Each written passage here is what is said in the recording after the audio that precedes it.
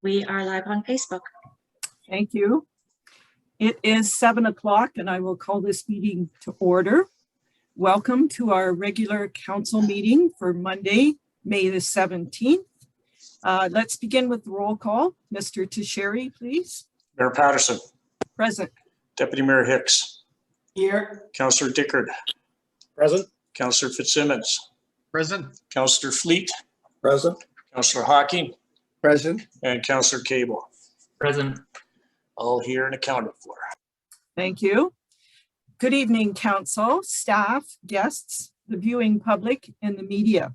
Council, does anyone have a disclosure of pecuniary interest or a conflict of interest?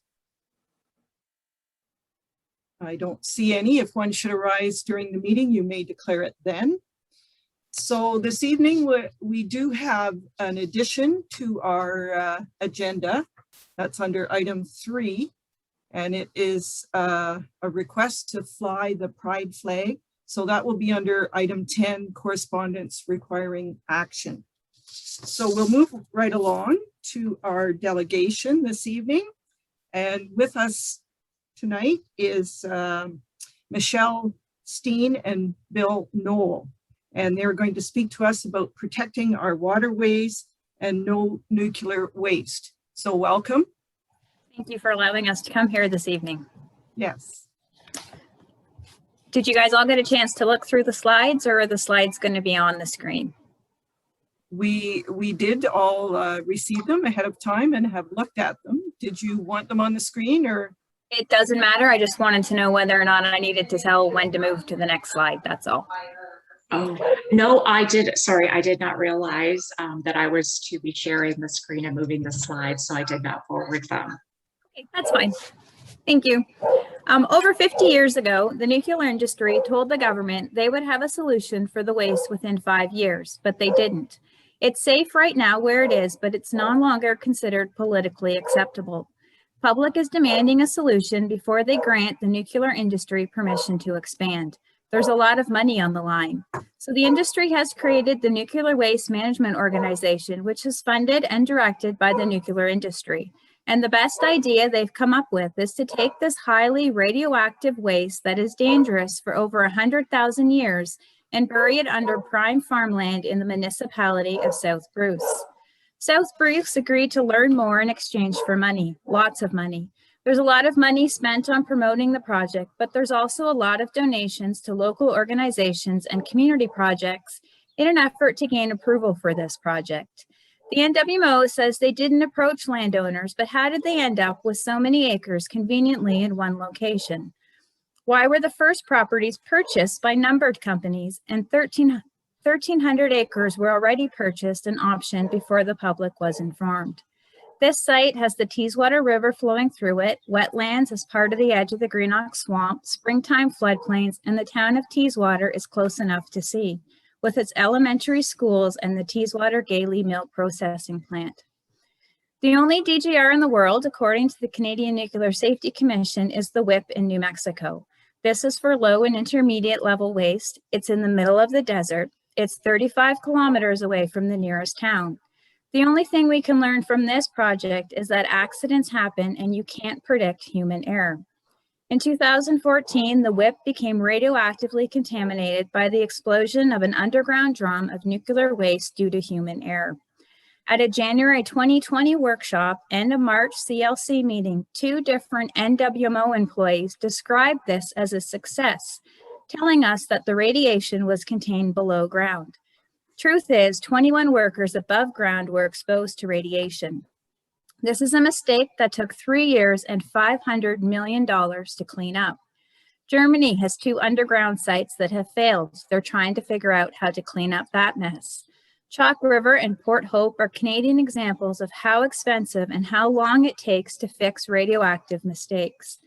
The NWMO's plan is to build a deep underground mine modeled after natural uranium deposits like Cigar Lake, so the radioactivity will safely decay. We asked the scientists to compare the uranium deposit danger to the danger of the used fuel bundles, and the NWMO scientist, Dr. Peter Keach's answer was, it is the natural uranium we are talking about. It is the fuel pellet before it goes into the reactor. It's much less radioactive, and this is what the repository becomes after 1,000,000 years. This is one example of how the NWMO only tells part of the story and doesn't talk about the real risks. This project is a deep 1,500-acre underground mine that goes through our aquifer and provides our communities drinking water. In some reports, they estimate that every day they're going to pump 130,000 gallons of groundwater into dewatering settling ponds from the mine. When I asked how they can claim groundwater will be safe and won't be a problem in the DGR after decommissioning and these pumps are turned off, the answer I was told was that would be part of the assessment project after a site was selected. This mine is under farmland with the Teeswater River flowing through it, a river that's a tributary of Lake Huron and could affect 40 million people who drink their water from there. They claim that undisturbed rock means that water deep down doesn't move, but once they start blasting, drilling, and digging, it's no longer undisturbed. They are estimating that excavated rock pile will be 15 meters high and take up to 63 acres of land. This is a rock pile that'll contain chemicals and contaminants from the blasting and digging process, which pose surface water contamination issues. This rock pile will also have naturally occurring radon gas, which Health Canada warns is the leading cause of lung cancer after smoking. But the NWMO tells us it'll be a safe level. Next, we're going to be transporting all of Canada's radioactive high-level waste through our communities to this site. Currently, Canada moves about 5 loads per year. An operating DGR would increase that to 1 or 2 shipments per day. These are going to be transported through surrounding communities, and the NWMO again tells us that radiation emissions will be safe. There's also the repackaging plant. They're going to move the used fuel bundles into new containers. This plant also includes settling ponds, which is more concerns for surface water contamination. According to the 2016 environmental report, this process will also include radiation being released into the environment. The NWMO tells us not to worry, it'll be safe. Fuel bundles are to be repackaged into corrosion-resistant zinc alloys covered with a 3mm copper coating and covered in bentonite clay. According to the NWMO technical report, when the containers eventually fail by corrosion as a result of groundwater ingress into the repository, waste constituents can migrate out of the facility and enter the biosphere. Again, the NWMO tells us, don't worry, it'll be safe levels. Who decides what safe is? In their February 2020 report to Canada, the International Atomic Energy Agency recommended to the Canadian Nuclear Safety Commission that they improve their radiation safety standards as they were lagging behind international standards. Recently, several large investigations have brought into question who the Safety Commission protects, the public safety or the industry. And how many safe levels can you be exposed to before it's no longer safe? We also are worried about the stigma associated with producing food by a nuclear dump. My family produces beef and lamb, and we've already had one of our buyers tell us they will not be purchasing our lamb if a nuclear dump is next door. Japan's farmers and fishermen are still battling with stigma after Fukushima. We need to protect the water and our ability to grow food for future generations. The DGR is not in the public's best interest. There's no operating experience anywhere in the world. It's all computer-generated calculations. The NWMO talks about working with other countries, yet there is no operating DGR for high-level nuclear waste anywhere. And the building of a DGR doesn't remove this risk from the lakeshore. Once the rods are removed, they get moved into cooling pools, and they have to be in above-ground storage for at least 30 years. As long as we have nuclear energy, we will have radioactive waste on the shoreline. All the DGR does is add transportation risks and place another community and their water at risk. We suggest rolling stewardship, which manages it by maintaining it in a monitored, retrievable state at all times, with continual improvements to packing and environmental protection until a true solution can be found. And we've been learning the NWMO is not trustworthy. They're ignoring conclusions that were the result of the only true consultation with the public, the Seaborn Report. They are instead a corporate sales team with one goal: to convince a community to say yes to this radioactive experiment. They want to build it, fill it, and leave town, and the municipality will be left with consequences forever. They are not open and transparent. They do not encourage public debate. They control the messages and try to discourage opposition by labeling anybody against it as unwilling to listen. And what about the adaptive part of their plan? Just last month, they released their 2020 report that the DGR could increase in size from 5.2 million bundles to 7.2 million bundles. Is this why they're still looking for more property? Do they need a larger footprint to accommodate the possibility of the less stable radioactive waste from the nuclear industry's dream of small modular reactors? What about the optional step of temporary storage that they claim is not part of the plan, yet every year it is included in the report? CBC recently exposed secret talks between former Prime Minister John Chrétien and foreign countries discussing importing nuclear waste from other countries. What other changes could be made? The NWMO claims to be conducting studies on the impacts and economic benefits, but a look at these proposed studies shows a bias to the nuclear industry and a lack of independent review. Their 2020 report also stated that they will select a site in 2023. How can they state this when they have not yet given the communities a voice? After 18 years, the NWMO still can't give an answer on how to determine willingness. Are they planning to adapt the meaning of willingness to fit their plan? In their report by an NWMO hired consultant, CP Wolf was quoted, "Some kind of decision process must be established that even the loser will find acceptable, and we doubt that anything other than a public referendum can accomplish this goal." Yet the NWMO and South Bruce Council have not committed to offering the residents a referendum. The NWMO is absolute in their statements that their 9-step process will deliver a willing host no matter what. The fact is, though, this project has risks. They have unlimited adaptations and uncertainties. Is it really worth betting our lives and drinking water on it? Thank you for listening, and if you have any questions, we will be happy to answer them. Thank you. Council, any questions or comments?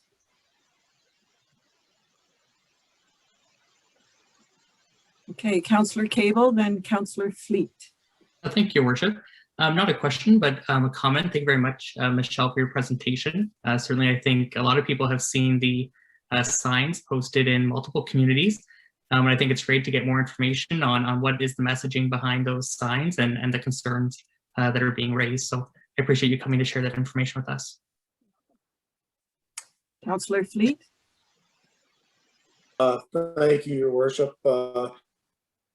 Thank you.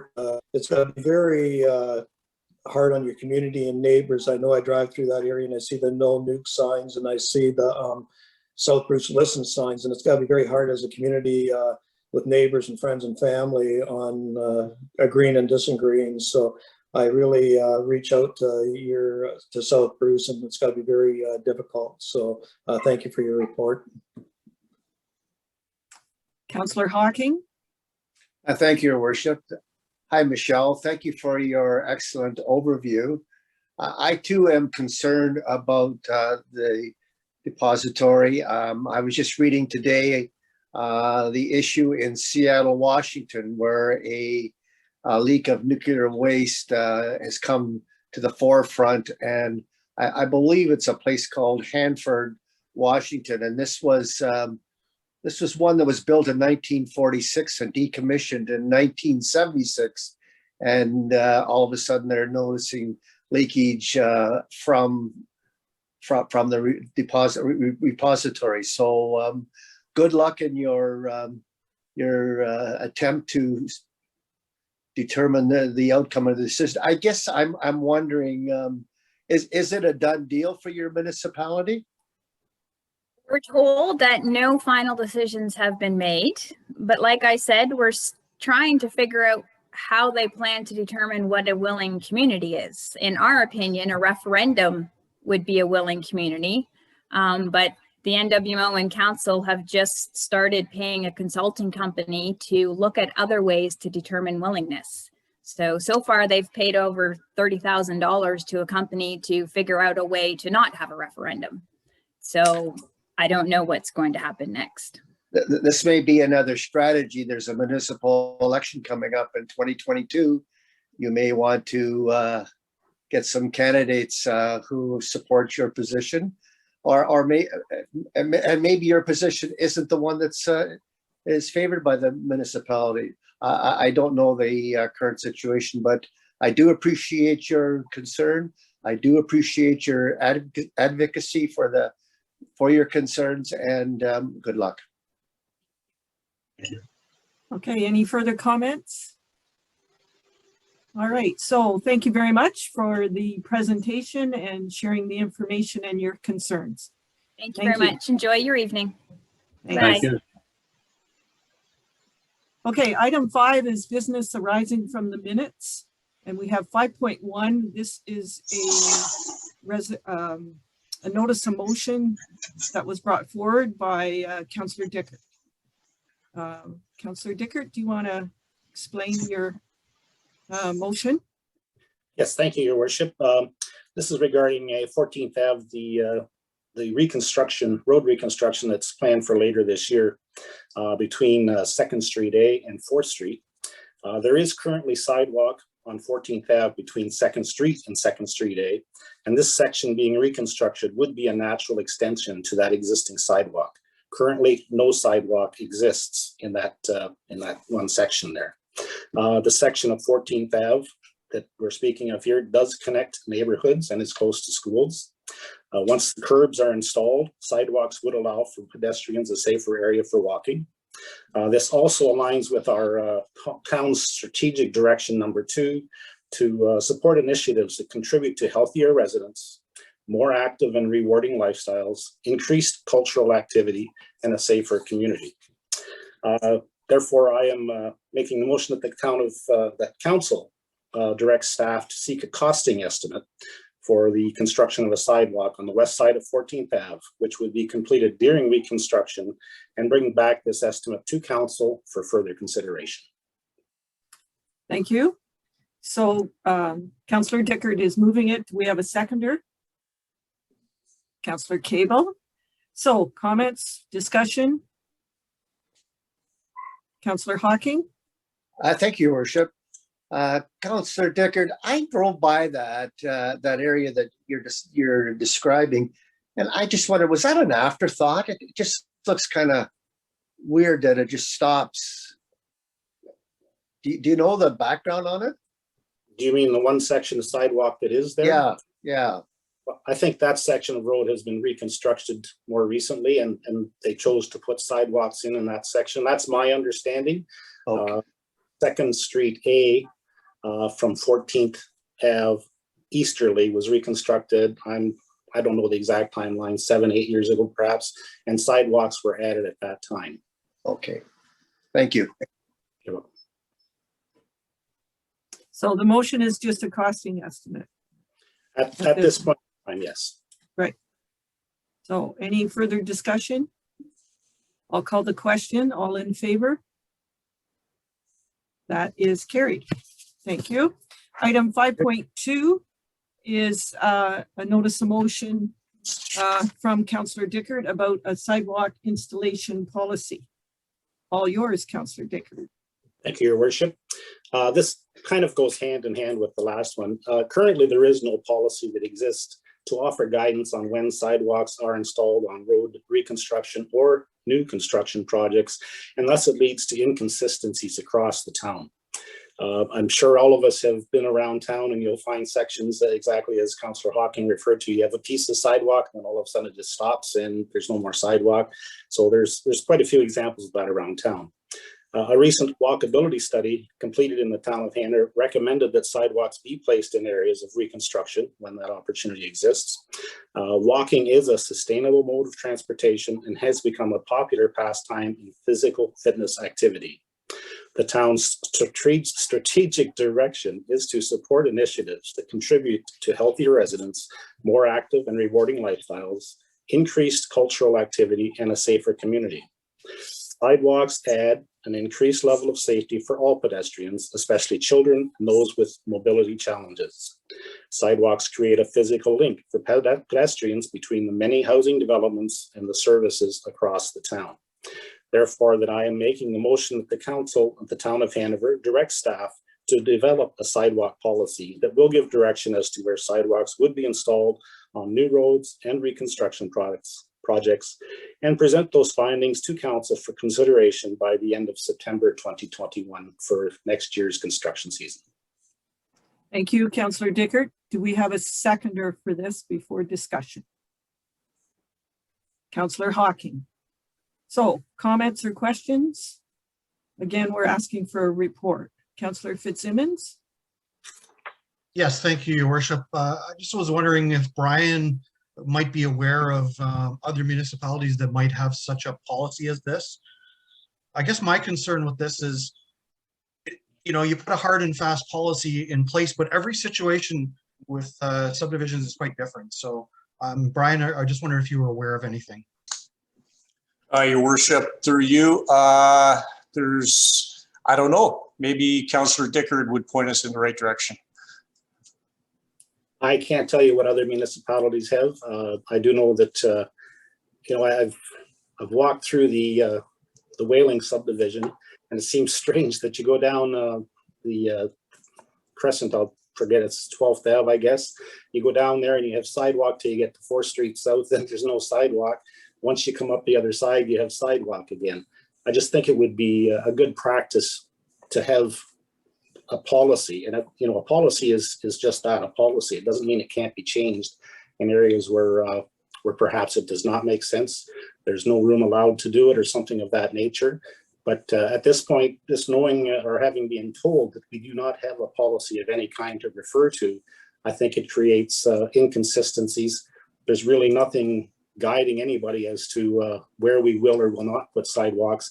And if we had a reference, like I said, doesn't have to be hard and fast, but it can be guidance that we use that when we're doing reconstruction, you know, what's planned for sidewalk. The profiles of the street, I know they get pretty tight when you try and put all the different utilities in there. But I do also know that in the city of Waterloo, for example, they take a 2-meter utility easement on the private property side to allow for more room for utilities to be placed in the road allowance. So there are certainly options available that allow for that placement of utilities if the sidewalk is impeding that. And it's just, to me, it is worth looking at and trying to establish something that will give us that walkability around town, allow the neighborhoods to connect. And I think if anything we learned in this pandemic, and you see the number of people that are out walking, it's pretty impressive. And it would just be nice to know that we can have our pedestrians flow easily in and out of the town and around the different sections. So, Your Worship, with that, I guess we'll have to do some investigation. Yes. Yeah. Okay.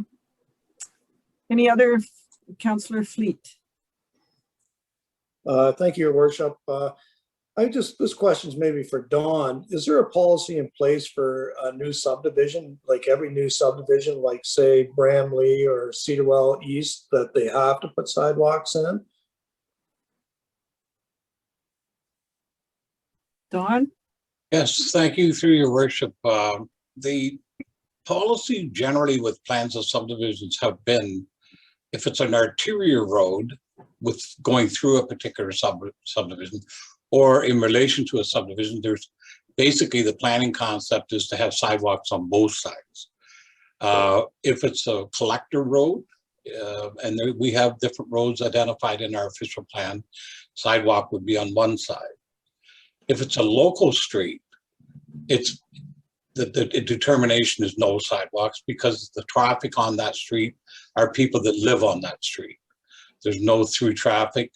So I think the policy is very general, and what Councillor Dickard is saying is that that policy was based on safety and not on walkability or healthy communities. And sidewalks are changing over the last 20 years to being a different reason to be there. And a policy, or if you look at other municipalities, as Brian has said, I don't know of very many municipalities that They get into it at the subdivision stage for new ones, but existing parts of town are basically left up to trying to connect. And the new connection I see through planning is the walkability or the trail system, or trying to get people to get off the road and walk on the sidewalks. And the other thing we have to look at is the sidewalk plowing and some maintenance. And we have sidewalks right now that we don't plow for certain reasons, but we try and plow most of them. I know that. So yeah, the planning is always look to Ron, Public Works, like with Ron, or usually the council representative has a lot to say with it as well, but there's no hard, fast policy. Maybe our official plan should have something in there, and then every developer will know what they're expected of them. The other thing I'll mention is the sidewalk does not happen right away. If you put them in too quick, they get smashed up by concrete trucks, other types of vehicles going in and out and doing construction, landscapers right to the very end. And then who wants to fix all those damaged sidewalks? They're not meant to have heavy trucks full of concrete and full of topsoil and sod. So usually the sidewalk is the last thing to go in, and that's what I hear most of the time is, when's the sidewalk going to be built? When's the sidewalk going to be built? So Cedar East is going along very, very quickly right now, and there is people walking on the road there right now. Yeah. It is a safety issue. Well, for sure it is. Yeah, I'd like to see it in the policy with all the new subdivisions that, you know, it's sidewalks are put in. That's just my personal feeling. Okay, yeah. Thank you. Thanks. Councillor Cable. Thank you, Your Worship. I think that this isn't an uncommon thing to have a sidewalk policy. I think quite a few urban areas have one. I was looking at Peterborough's policy on the weekend. And I think it's almost like a scorecard, right? Looking at what's the criteria, and staff would determine what the criteria is going to be. So whether that's proximity to schools, hospitals, other pedestrian generators, it could be, is that roadway a connection to a community trail? Is it an area that has high slope? And it's basically like a scorecard that outlines how many points will be awarded for each criteria. And when we look at redeveloping a road project, it's very simple to plug in. And I think, like Councillor Dickert was saying, and as Brian was mentioning, I think there needs to be flexibility in it. So if we're not able to meet that policy at a certain redevelopment project, then we would come back, staff would come back and notify council that the policy is not going to work for this particular area because of X and X and X. So I do think it just provides some general guidelines, and I think it would help to bring attention to the need to look at sidewalks as part of the tendering process. Okay, thank you. Any other comments? All right, I'll call the question. We're asking for a report by the end of September of this year. All in favor? That is carried. Thank you. Thank you. Item 6 is council and committee of the whole minutes. 6.1 is the regular council meeting minutes from April 19th. Can I get a mover and seconder? And then I'll just give a couple of highlights. So I have Deputy Mayor Hicks and Councillor Fleet. And that evening we had a public meeting, Cedar Heights West subdivision. We had a zoning bylaw amendment, and we had the presentation, a delegation from Emily Morrison from Launchpad, talking to us about the new youth business enterprise for an ice cream truck called Neptune Scoops. Opening weekend is May 23rd and 24th. And she also was quite excited to share that they've paid back the funds to the town and has set up 3 reserve accounts. And we did support a resolution from Caledon about a 3-digit national suicide and crisis prevention hotline. So that'll be interesting to follow that.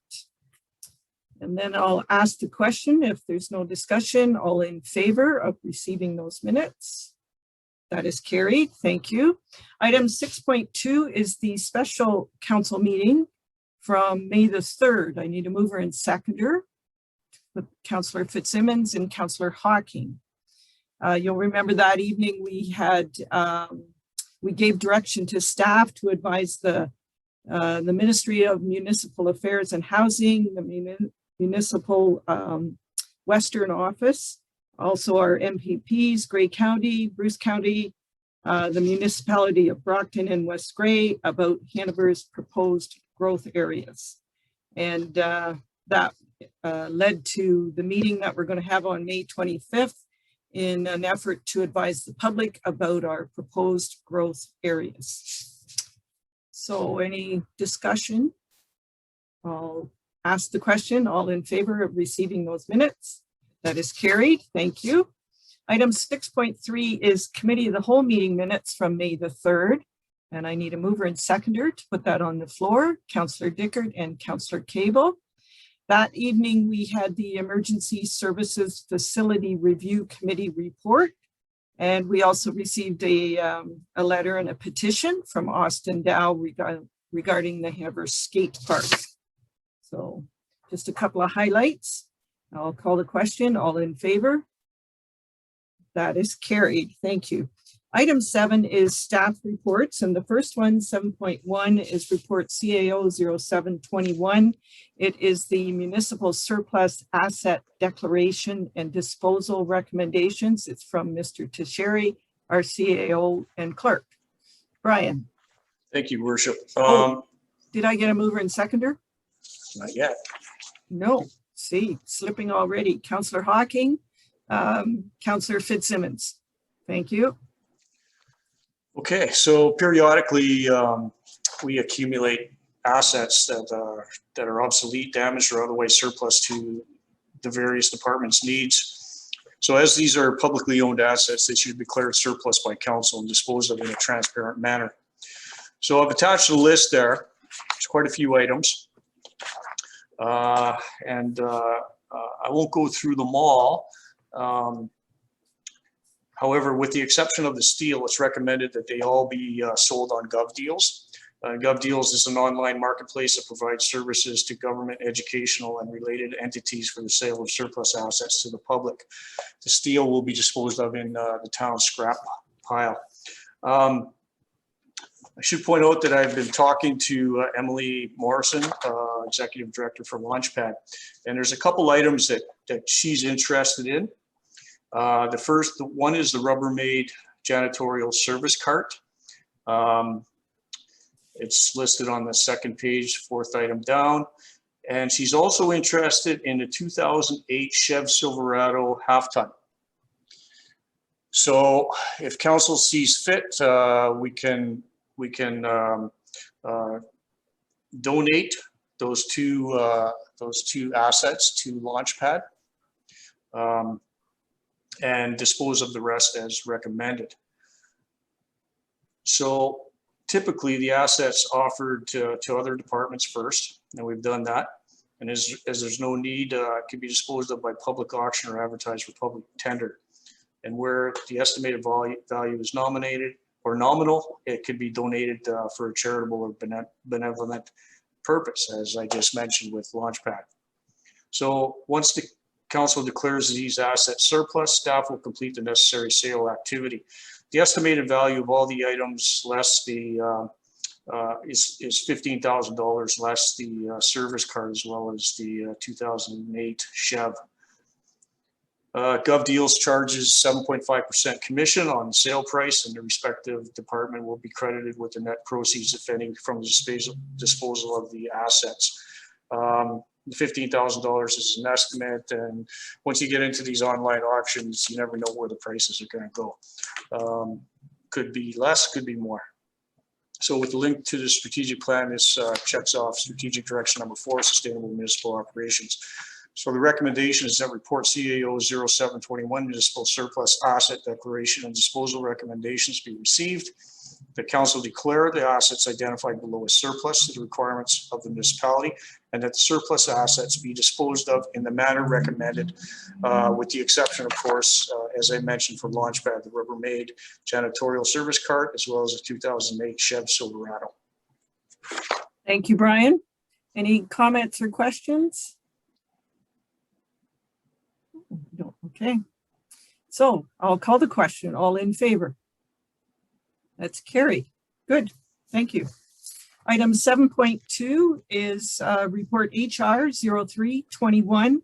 It is the 2021 compensation and benefits market survey. It's from Melissa Hilgendorf, our human resources coordinator, and I need a mover and seconder to put that on the floor. And I'll take Councillor Fleet and Councillor Fitzsimmons. Okay, Melissa. Thank you, Your Worship. So council may remember that back in April, I came to a meeting and we reviewed a terms of reference for our 2021 compensation and benefits market survey. As part of that, the first step is to select and approve comparator municipalities that we will use in our survey. So we've provided council with a chart that provides various statistics for 37 potential comparator municipalities across multiple counties.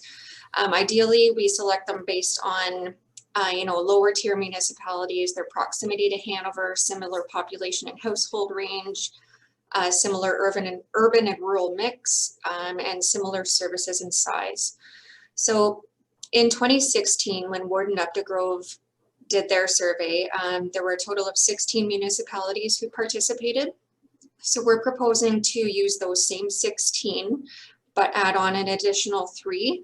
And so that would be adding on the municipality of Grey Highlands, the town of Minto, and the town of Aylmer. There are no financial implications associated with the report. It does support strategic direction number 1, economic development, and strategic direction number 4, sustainable municipal operations.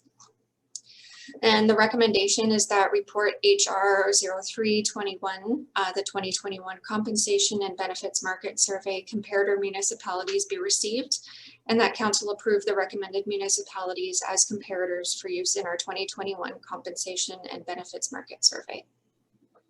Thanks, Melissa. Any questions or comments for Melissa? Councillor Cable and then Deputy Mayor Hicks. Thank you, Your Worship. Melissa, I know that the city of Owen Sound was used in 2016, but I just wonder how we determine that it's a good comparator, just looking at population being significantly more, households being up, number of employees being 4 times, budget being 4 times. I'm just wondering how we determine that that's a good comparator to use. I think our basis was to start with those used and approved by council last time. We certainly can make changes if that's what you'd prefer. I can definitely see that there are some changes or some differences between the municipalities, but it could be a case that we are, proximity wise, not too far away from each other, and may have some more similar services that other municipalities don't have. And I'd like to say, as Owen Sound and Hanover are the only 2 urban municipalities in Grey County, I think it would be good to include Owen Sound. Brian, did you want to comment? No, Your Worship, that's what I was just going to, the county is going through an Owen Sound Hanover task force. And you know what, you sit in those meetings and you listen to both sides, you listen to what some of the issues are with Owen Sound, some of what the issues are with Hanover, and we're very much alike in a lot of different ways. Yeah, they're bigger, but we face the same challenges. We have the same, shortage of land. We have the same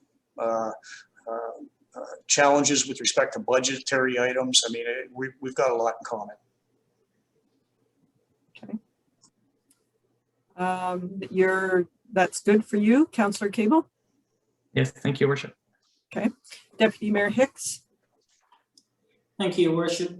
I pondered this list and it really made me think.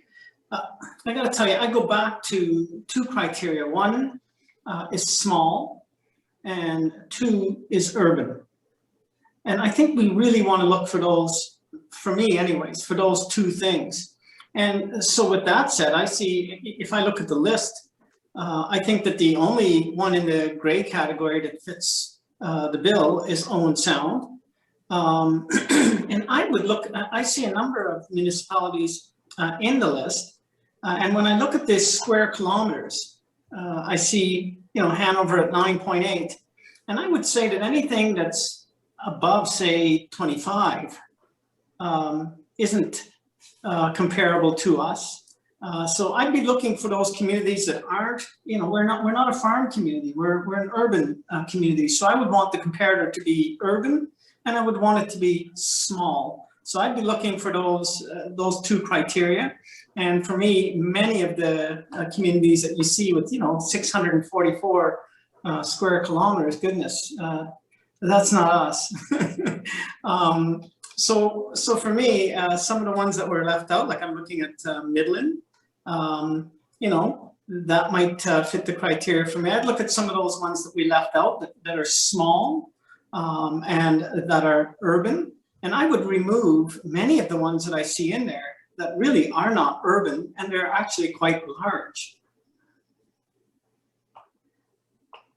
Other comments? I do know some of the municipalities are included just because our residents will ask, did you include surrounding municipalities? And I do want to add that, so as part of our terms of reference, we talked about requiring a minimum of half of our comparators to respond in order to get a decent and accurate median to base things on. So, and also acknowledging that a lot of municipalities kind of have funny little positions where different things are maybe smushed into one role. It is a little challenging to find those comparators. So I would recommend not limiting ourselves too far, but still trying to stay similar. Councillor Dickert? Thank you, Your Worship.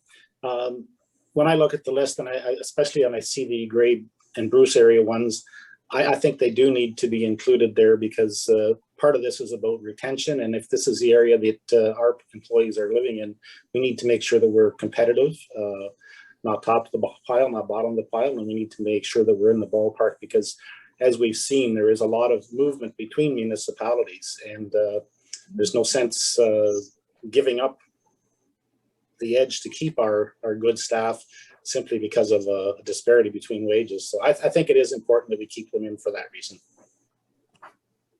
That's a good point. Any other comments? Councillor Hawking? Thank you, Your Worship. I think Warren's made an excellent point, and I would support his position. Okay, so Deputy Mayor Hicks, you want to see Midland added? Yes, there were a few that I saw. So if I'm looking at the list, I would add, Midland, going up again, Coburg,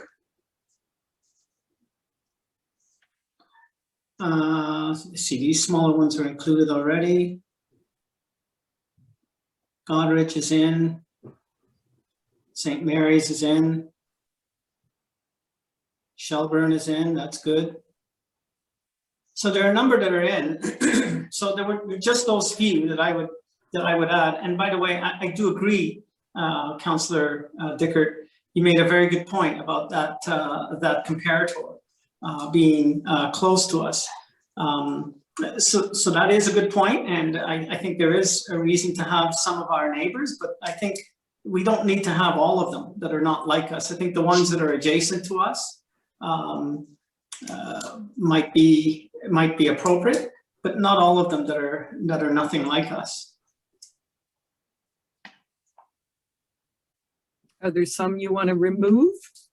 Well, if I'm looking at Grey County, and so taking Councillor Dickert's point into play, I think we would want to look certainly at Brockton, and we would want to look at perhaps West Grey as being our neighbors. Town of the Blue Mountains might be another place that that draws from us. But other than that, I don't see much of a need to go beyond that if they're not like us, small and urban. Councillor Dickert? I was just going to say, like, we had a recent departure from town with an employee going to Owen Sound. And Owen Sound's in there. No, I know, but I'm just saying, and I've seen, especially CAOs and operations directors who have moved around from municipality to municipality. I don't know that the actual square mileage or square kilometers of those municipalities changes their role that much. Might change the number of employees, but I say I'm not that set one way or the other. I just think we do need to be aware of the other municipalities, because people are willing to drive, 50 kilometers to get to work if that municipality offers the job, or even the advancement they want. If they're moving through the ranks, it just we need to be aware of that. That's all. That's my thoughts. Thank you. I don't see any disadvantage of leaving them in. Like Melissa, I don't know what the response is, whether hopefully we get more than 50% back. Yeah, I hope so. And I mean, part of the reason that we use the median is that we can exclude any of those extremely high or low values that may not be as relevant to our town. But if we were to include those additional, we would be looking at 21. And hopefully they would all agree to participate in our survey. And then therefore we'd get some decent responses. Right. And just what's the timeline? Did I miss that in there? We don't have a timeline for sending out the survey yet. I have it developed, so I would want to review that with Brian. And then we would solicit the municipalities accordingly. I would maybe suggest waiting just a few weeks. I know that Saugeen Shores has just recently sent out their survey, so they are time consuming. So it would maybe issue it next month. Okay. All right, sounds good. All right, I'll call the question. We're going to leave it as is with the addition of 2 other towns or municipalities. Brian, did you want to comment? Your Worship, Melissa, can we if we have, what do you got now, 21 municipalities? Yeah. I'd say about 11 of them, 11 or 12 of them are small urban. So we could probably do an analysis based on small urban and then an analysis with everything else, right? Just to give council some parameters. We could, yeah. Okay. Okay. Any other comments? Discussion? All right, I'll call the question. All in favor? That is carried. Thank you. Thanks, Melissa. Item 7.3 is report PB 0821. The subject is part lot control for 697A and 697B, 25th Avenue. It's from Mr. Tedford, our Director of Development. I need a mover and seconder to put that on the floor. I have Councillor Hawking and Councillor Cable. Don? Thank you, Your Worship. Report PB 0821. If you wish to look at the next second page, which is the site plan and key map, it'll show you what property that I'm talking about. The key map up on the corner shows where it is. It's in the new Brenly subdivision. On May 10th, Brian Whaling, he's an agent for 1786934 Ontario Limited, submitted an application for part lot control under section 50(7) of the Planning Act, RSO 1990, as amended for the property description described as Lot 31 Registered Plan 16M56 and known as 697 25th Avenue in the town of Hanover. And as I said, you can see the attached sketch.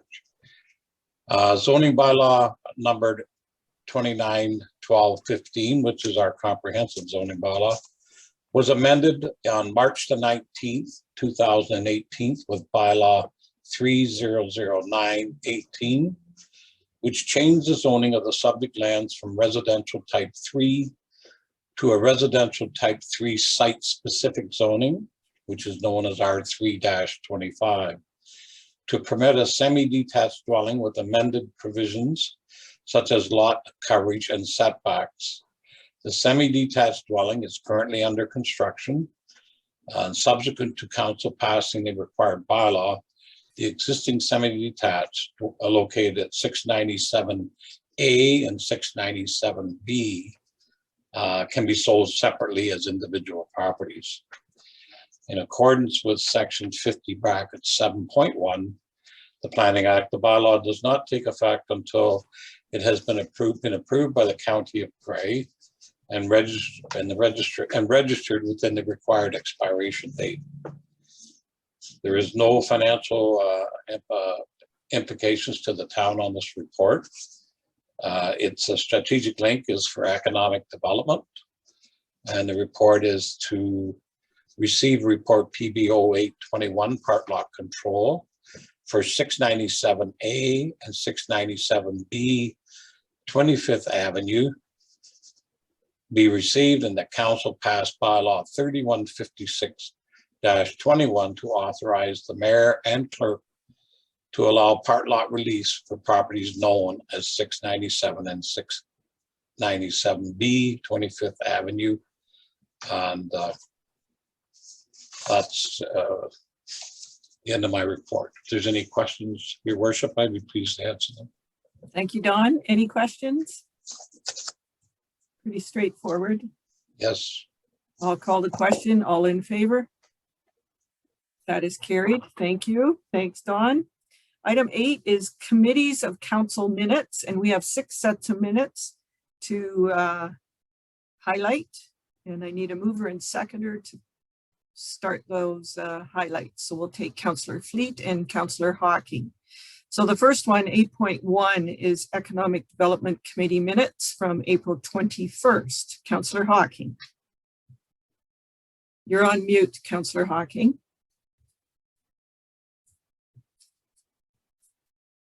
You're still on mute. There. Okay, thanks. As Your Worship's indicated, we meet on the third Wednesday of every month, which happened to be April the 21st. Our agenda is usually follows this pattern. We talk about our strategic goals and action plan. I'm just going to give you a few highlights. April brought us up to date on the HIP program, which stands for Hanover Innovation People Program. We had a report on Saugeen Connects.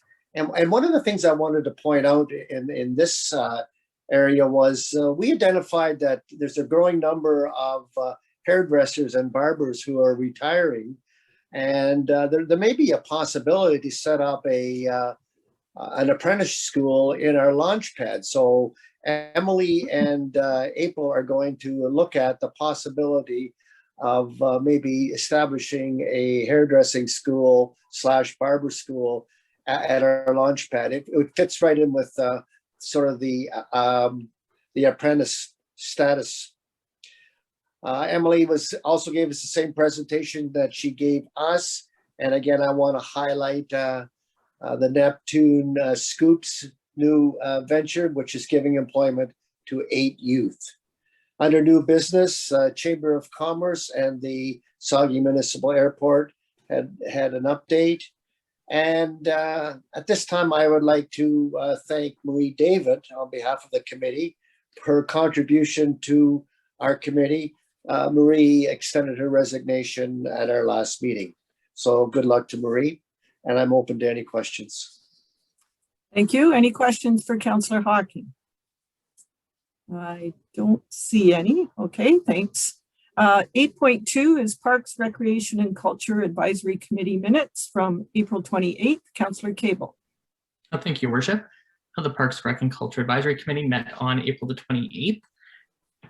We were delighted to learn that candidate planning is underway, so I'm sure that more information will be coming as we approach that, but it's hard to believe that we'll be here for our second COVID candidate very soon. Our main item was, again, looking at parks assessment and, of course, building on the work that we've been doing for the last couple of years. We've decided that our next step would be to do some community visits, and so we're hoping that when the lockdown is over, hopefully in June and July, we'll be going out to look at some other parks developments in communities such as Saugeen Shores and Kincardine and Central Wellington, which has done quite a few park developments in the last few years.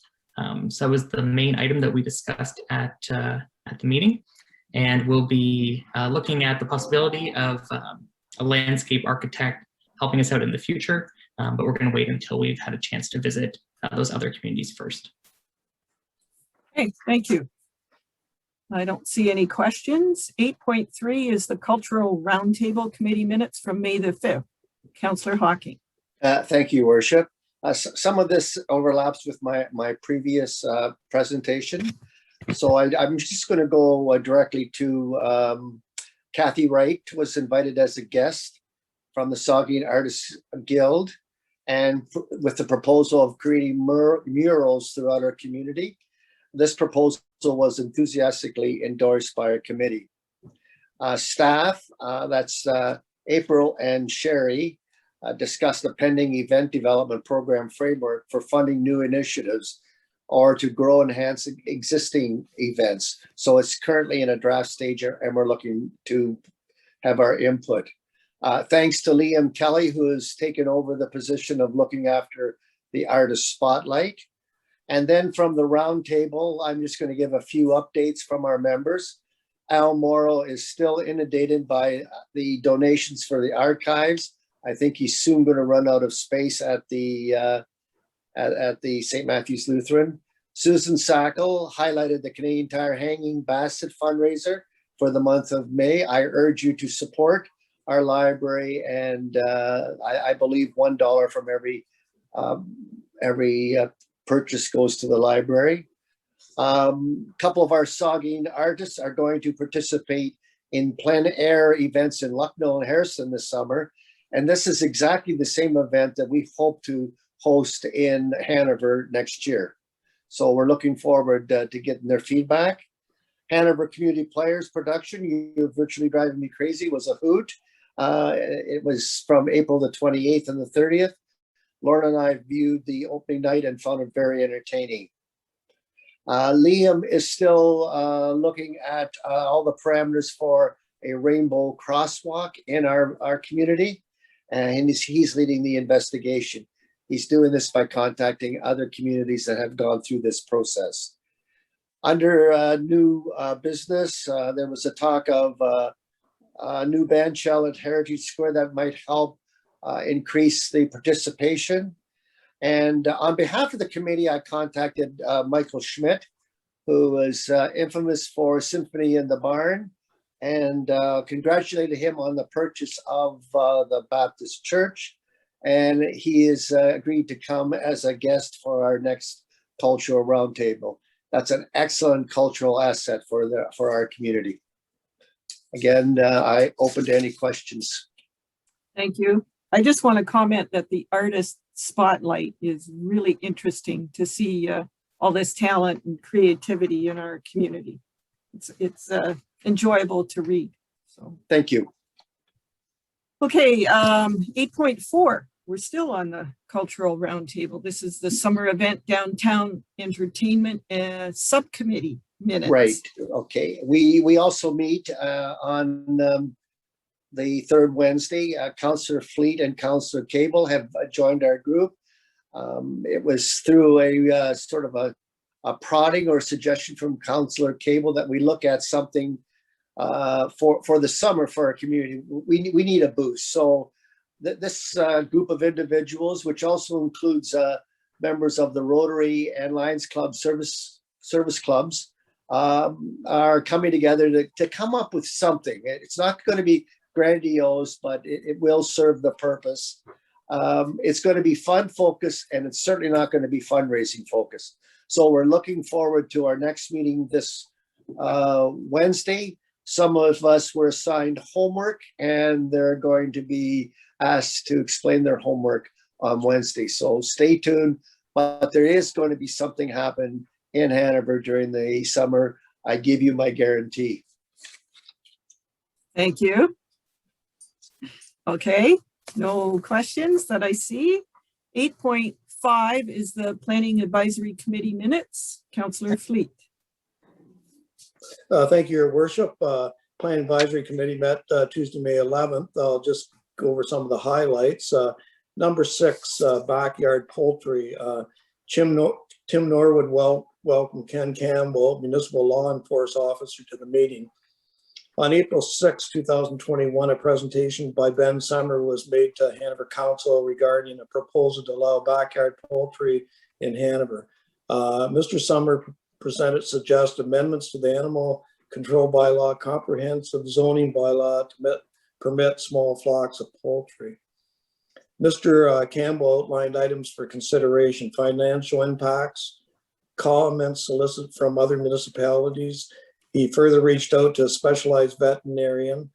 There must be careful consideration to backyard poultry relating to biosecurity measures that would have to be put in place to eliminate the detrimental impact of chicken barns located within and around the town of Hanover.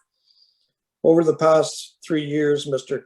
Campbell's had 11 complaints that have been received outlining noise, odor, etc.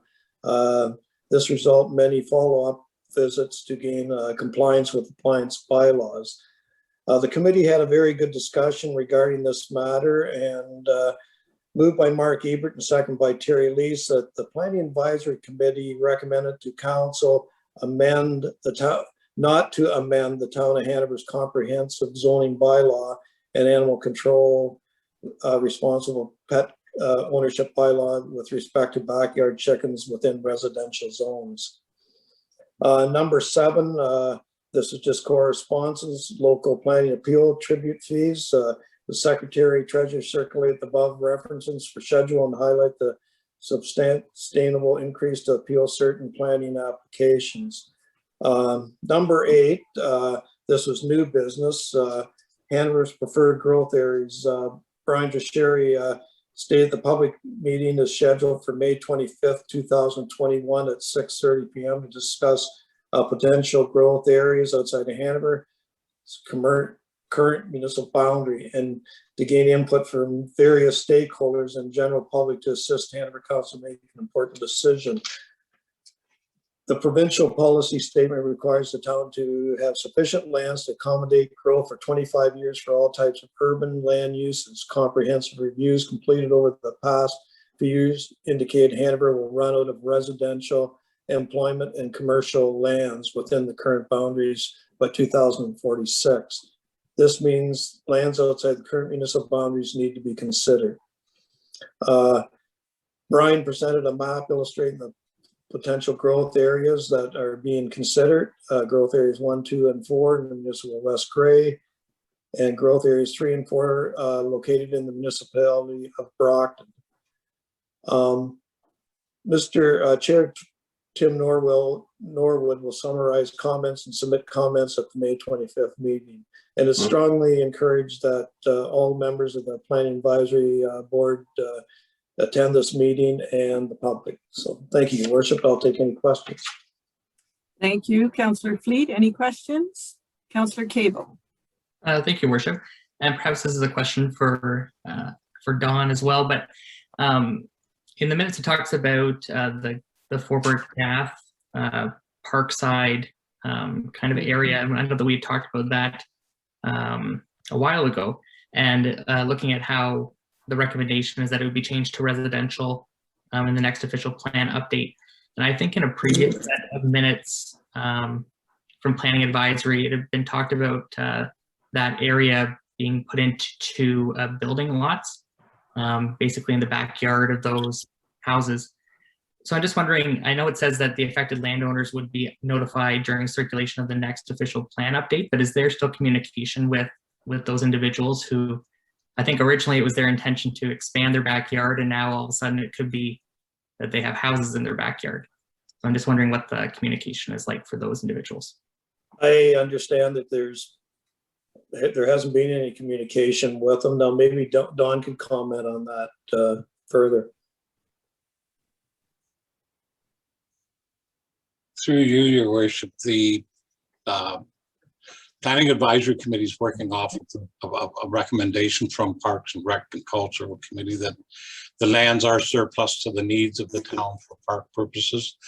There was an attempt to enlarge each property, which didn't really it didn't get 100% approval. And I think the report said that without everybody participating in it, it wasn't something that the town could really do without leaving a one parcel or two parcels of land that would be absolutely landlocked and of no need to anybody. So the next step was to move towards redesignating the lands under the official plan.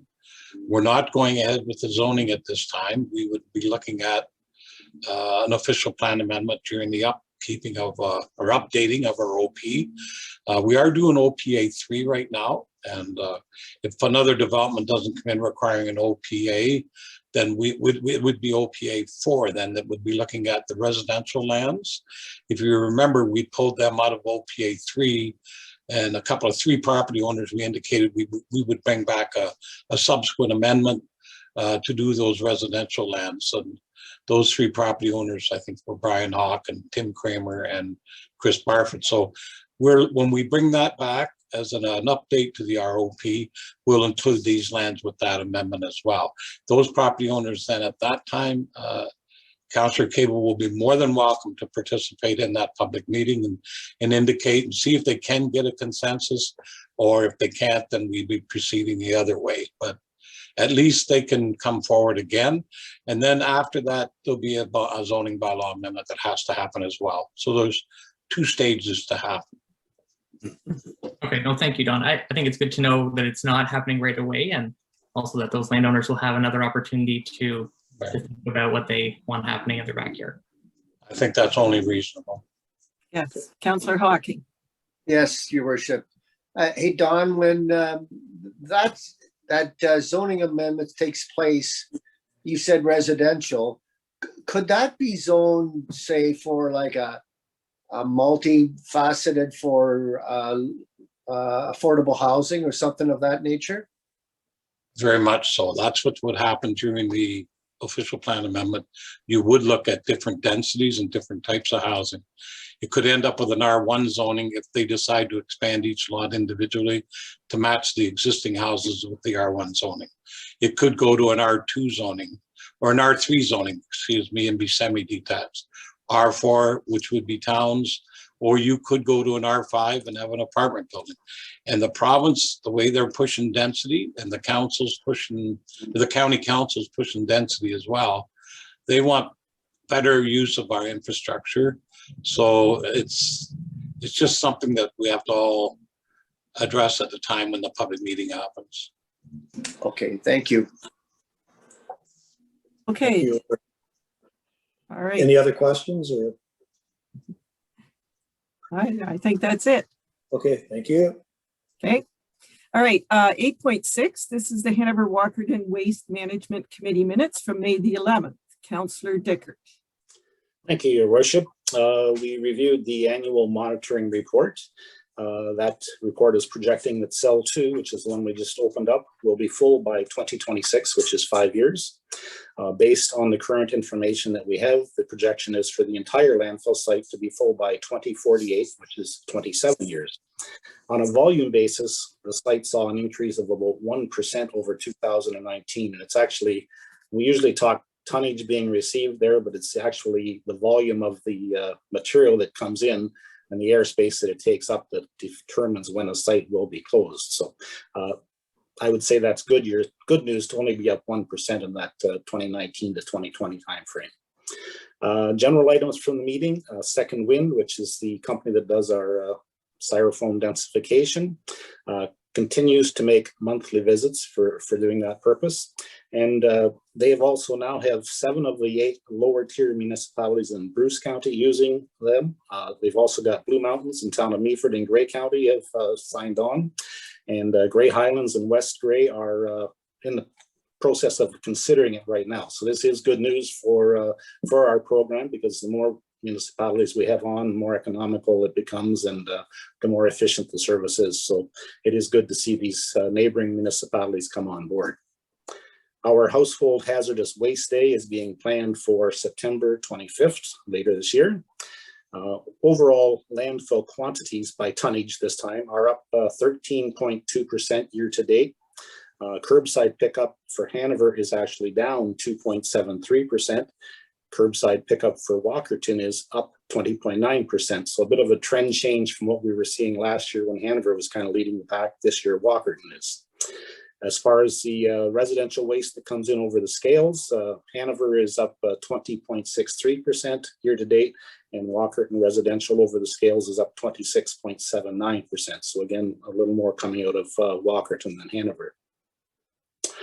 Cell 1 will be capped with clay in June, and that's important because it helps with the seagull population out there. And we also discussed the need to do some repairs to the floor of the reused trailer as it has several trip hazards. The trailer is not open right now because of COVID, but once we get beyond that and that trailer opens up, we need to look at ways to make that a little more safer for people going in and out of that trailer. And if anybody has any questions, I will try my best to answer them. Thank you, Councillor Dickert. I have a question, and either you or maybe Ron can explain the curbside under 6.1, the curbside blue box tonnage from Walkerton was higher than Hanover, and then there was a subsequent follow-up. Was that just an error in recording or what? Yes, it was I had actually questioned that at the landfill meeting, and Greg Fortney, their operations manager, had taken that task to go back and investigate. I suspect what that was all of Brockton's blue box pickup rather than just the town of Hanover. But Ron, perhaps you can confirm that you had the email from Greg. Ron? Thank you. In answer to that, Your Worship, the tonnage that was provided, it had shown Walkerton's was higher, but that actually included the cardboard collection, which is depot collected over there, and that actually includes all of Brockton. So when you're comparing the both municipalities together in tonnage, you have to take out the cardboard, which is collected depot, because at our landfill site we also collect depot. So apples to apples on the equation, it comes up with Walkerton being less tonnage in terms of recyclables than what Hanover is. Yeah, okay, good. Thanks, Ron. Any other questions? Okay, so that's the last set of minutes. We had 6 sets of minutes, and it was moved by Councillor Hawking and seconded by Councillor Cable, and we're receiving the information in those minutes and approving the recommendations. All in favor? That is carried. Thank you. So moving on, we have item 9 on the agenda, which is our bylaws. We have 2 bylaws this evening. Can I get a mover and seconder before I ask the clerk for the intent? So I have Councillor Fitzsimmons and Councillor Cable. Brian, if you can give the intent, please. Bylaw number 3155-21 is the bylaw of the town of Hanover to confirm the proceedings of the Council of the Corporation of the Town of Hanover at its regular meeting held on April 19th, 2021 and special meeting held on May 3rd, 2021. Bylaw number 3156-21 is a bylaw to remove certain lands from part lot control in the town of Hanover. Thank you. So we are moving and seconding that bylaw numbers 3155-21 and 3156-21 be introduced and that they be taken as read a first, second, and third time, finally passed, signed by the mayor and the clerk, sealed with the seal of the corporation, and inserted in the bylaw book. Any further questions or comments? All in favor? That is carried. Thank you. Item 10 is correspondence requiring action. So we have that addition, and this is from Ed King, past councillor. He's requesting that the town of Hanover fly the pride flag for the period of June 3rd to 10th in recognition of Pride Month, acknowledged globally in the month of June. And we have done this many years in a row. Any comments or questions? And if not, I need a mover and seconder to pass that. Deputy Mayor Hicks and Councillor Hawking, all in favor? That is carried. Thank you. Item 11 is reports and correspondence for information. And the first one, 11.1, is report DCS 0921. It's the quarterly financial statement from October to December 2020. It's from Chris Walker, our Director of Corporate Services and Treasurer. Chris? Thank you, Your Worship. Sorry for the delay in this. We were still working on year end and we're already in April and end of April, beginning of May. And it's like I already have the January to March and I have to get this one to you first. And we're still working on year end entry, still waiting on some stuff coming in. So this is just a preliminary snapshot of where we are at as of December 31st. And you'll notice on the statement of operations, it currently shows a surplus of 122,000. Of that amount, 106,000 is the deficit from 2019 that was paid off by Launchpad. So they actually had a surplus of 106,262 to pay that surplus or that deficit off. And there's about 16,500 right now that the town will allocate to a future reserve or pay off some more of the invoices still coming in for 2020. As I noted, there's still outstanding invoices, journal entries, and revenues to be completed yet. So this is a preliminary view. I also attached the taxes receivable graph, which shows council that we are currently at 6.11% of our total levy. It's a little higher than the previous years. Again, we were in COVID, so you would expect it to be a little higher. But anything under 10% for any municipality is considered a great review for taxes receivable. I did receive a few questions on some of the information regarding the statement of operations. So if you'd like to go to that, I think it's on page 84 of the actual agenda total, and that's your statement of operations. There was a couple questions regarding some of the percentages, because one was at 1,381% of what the budget was. So if you'd like to go to that, Your Worship, if you'd like me to address those. Yes, so maybe Chris, if you want to give the account numbers, that might help people, like general government, then revenue administration, and it's under account number 1200, 01-1200. Okay, that would be the first one I'll take a look at. So under general government revenue, it says administration 01-1200. It shows 501,350 compared to the 36,300 that was actually budgeted. Council may remember that both the police and the library advised that they would take any of their surpluses and return them back to the town of Hanover, and that accounted to over 400,000. And then we also received a reimbursement from the insurance company for legal costs, about 112,000. So that makes up most of the costs on that one. Again, they wouldn't be budgeted because it was out of the normal. But then you'll also notice if you go further down on the expense administration, same number, 01-1200. You'll notice that we're up 140%. Again, those surpluses from the library and the police would then be returned to our reserves. So there'd be a revenue receiving it, and then we have to put the expense as going to the reserves on that particular one. The other question on the revenue side for just under administration is Civic Center. It shows it at 273%. Council may remember during budget time, we didn't budget for the chiller in 2020 being completed. We assumed it would be all completed in 2019 in December. It was delayed until January, so it had to show up in 2020 budgets. So that means we had to take the money out of the reserves that was put there in 2019. And then the expenses again would also be as high as that as well. So that's why the expenses under Civic Center are 183%. Does that answer your question on that one? It does. The other one expense was under council. You will notice that it's at 451,000 versus the 322,000 that was budgeted. It's almost 140%.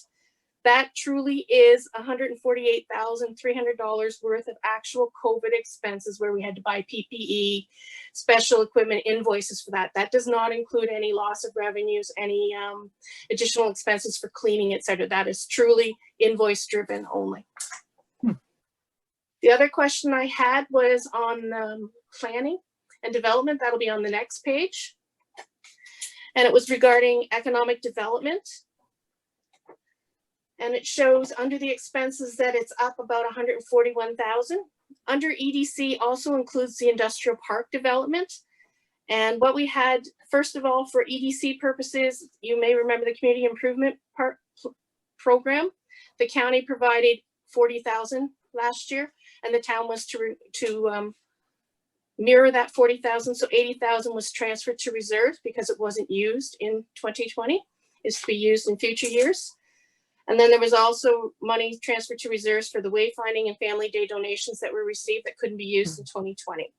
The other part was to do with the industrial park, the reduction to the value of the Queen's Hotel property that we had to reduce. And then there was also the 5-year review of the transformer revenue guaranteed, it was called. So West Area will put in a transformer, and if you brought in X number of revenue over the next few years, you had to first give them so much money, and then after 5 years, it would return back all your money if it wasn't required for capital purposes.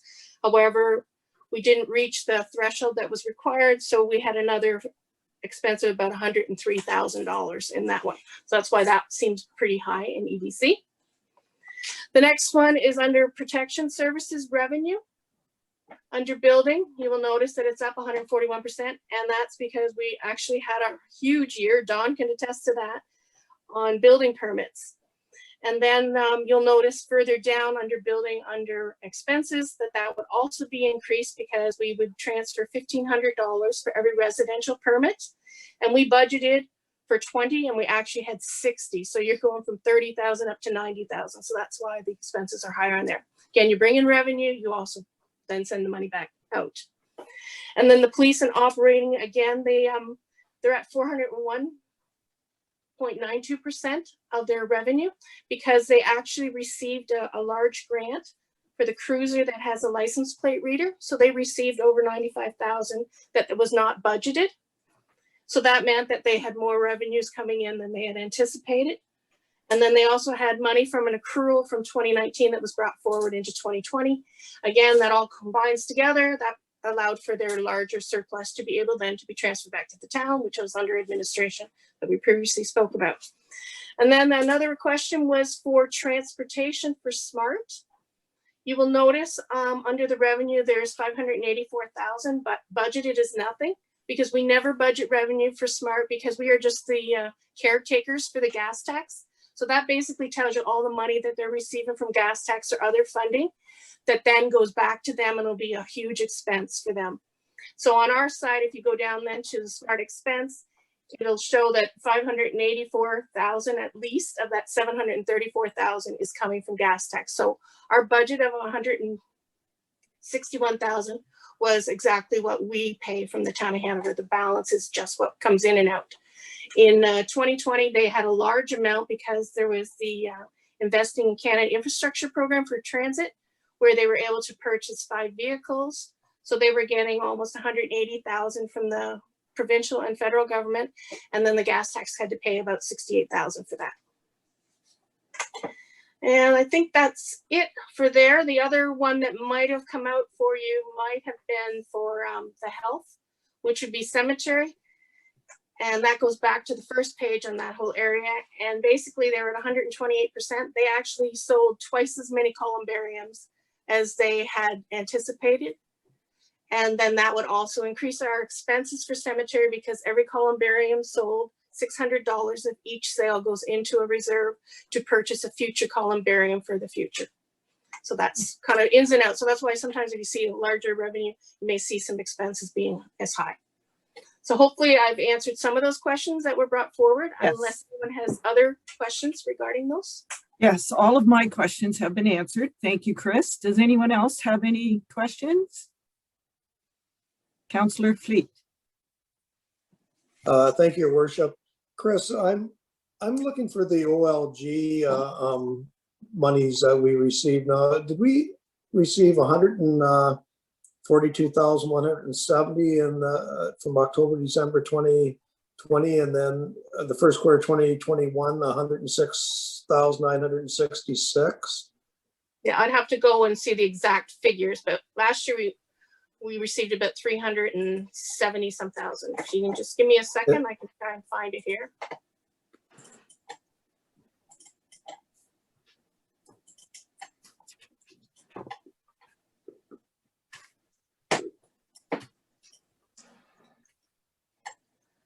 Last year in total, we received $397,933. The first quarter was the $255,763, and then COVID hit. We didn't receive anything for the April to September quarters. And then the final quarter, we anticipated to receive about 20,000 when we had talked about it. We actually received 142,170. And then the 106,966 that you're talking about, Harold, is for 2021.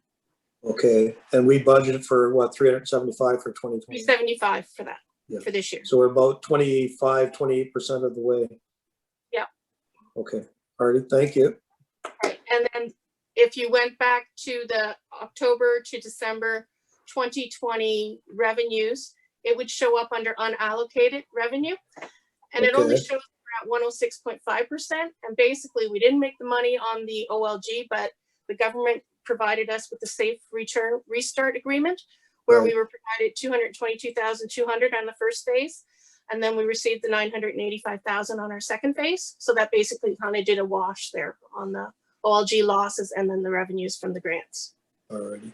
It's a good start for this year once they reopen, like that being at 28%. So let's hope they get back up and operating. So correct. Thank you. You're welcome. Okay, Chris, I don't see any other questions. If you want to continue on with item 11.2, report DCS 1021. This is the financial statement for January to March of this year.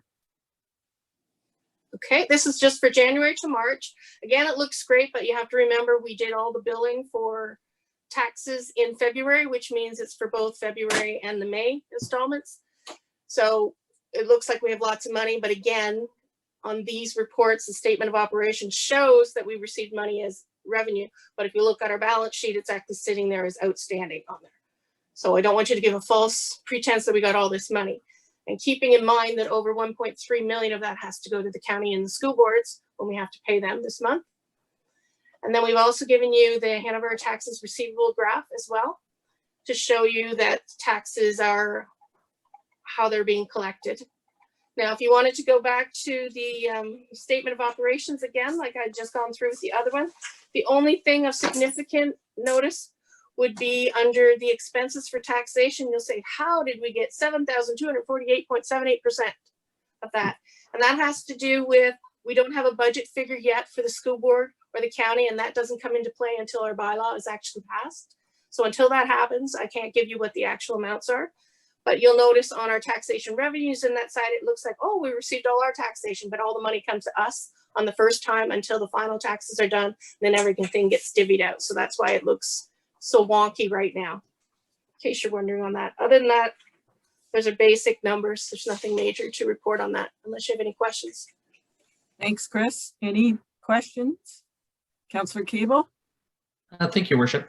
I guess, Chris, just overall, like we know that things have been shut down now for a couple of months. So our Parks and Recreation has been closed. We haven't had revenue coming in there, but I'm sure we've had a decrease in expenses. So I guess overall, how would you say that we are compared to kind of budget at this time? I think we're on track for budget. As Councillor Fleet says, we're actually doing good right now on OLG. If it ever goes back, we'll probably, I would say, surpass 375,000 that we have budgeted in there. So we may have options there in case we have reductions. But if you look at last year's October to December, and then here's the total year, you'll notice that Parks and Recreation, yes, the revenue was only about 35%, but all their expenses still are close to 75 because we still have facilities, we still have stuff that has to be paid, whether we use it or not. So it just shows you that, yeah, you're not bringing in revenue, but you're still paying a lot of your overhead and stuff for it. Okay. Yeah. But I think right now our budget was really good for 2021 and we're on track to meet that. Excellent. Thank you, Chris. You're welcome. Okay, thanks, Chris. Both those reports were for information. All right, 11.3, this is report FI 0721, the monthly activity report for April from Chief Deniger. Chief? Well, thank you, Your Worship. So as you can see, this is the monthly report for April, and for the month we had 19 calls in total. Medical was number one. Pre-fire conditions and other were both second, and then rescues and CO false fire alarms come in at third. Our annual calls to the end of April were 56 in total, with the first being medical, second being rescue, and third being false fire calls and other. We completed 2 inspections and issued 2 reports. We did not have Alarm for Life due to the shutdown, nor did we have public education. I did get 1 request for clarification on our number of medicals, and I pulled some information together. So presently, medicals makes up 33% of our calls, and when I compared it to previous years in 2020, at the same time, there was 26% medicals, in 2019, 31%, and in 2018, 28%.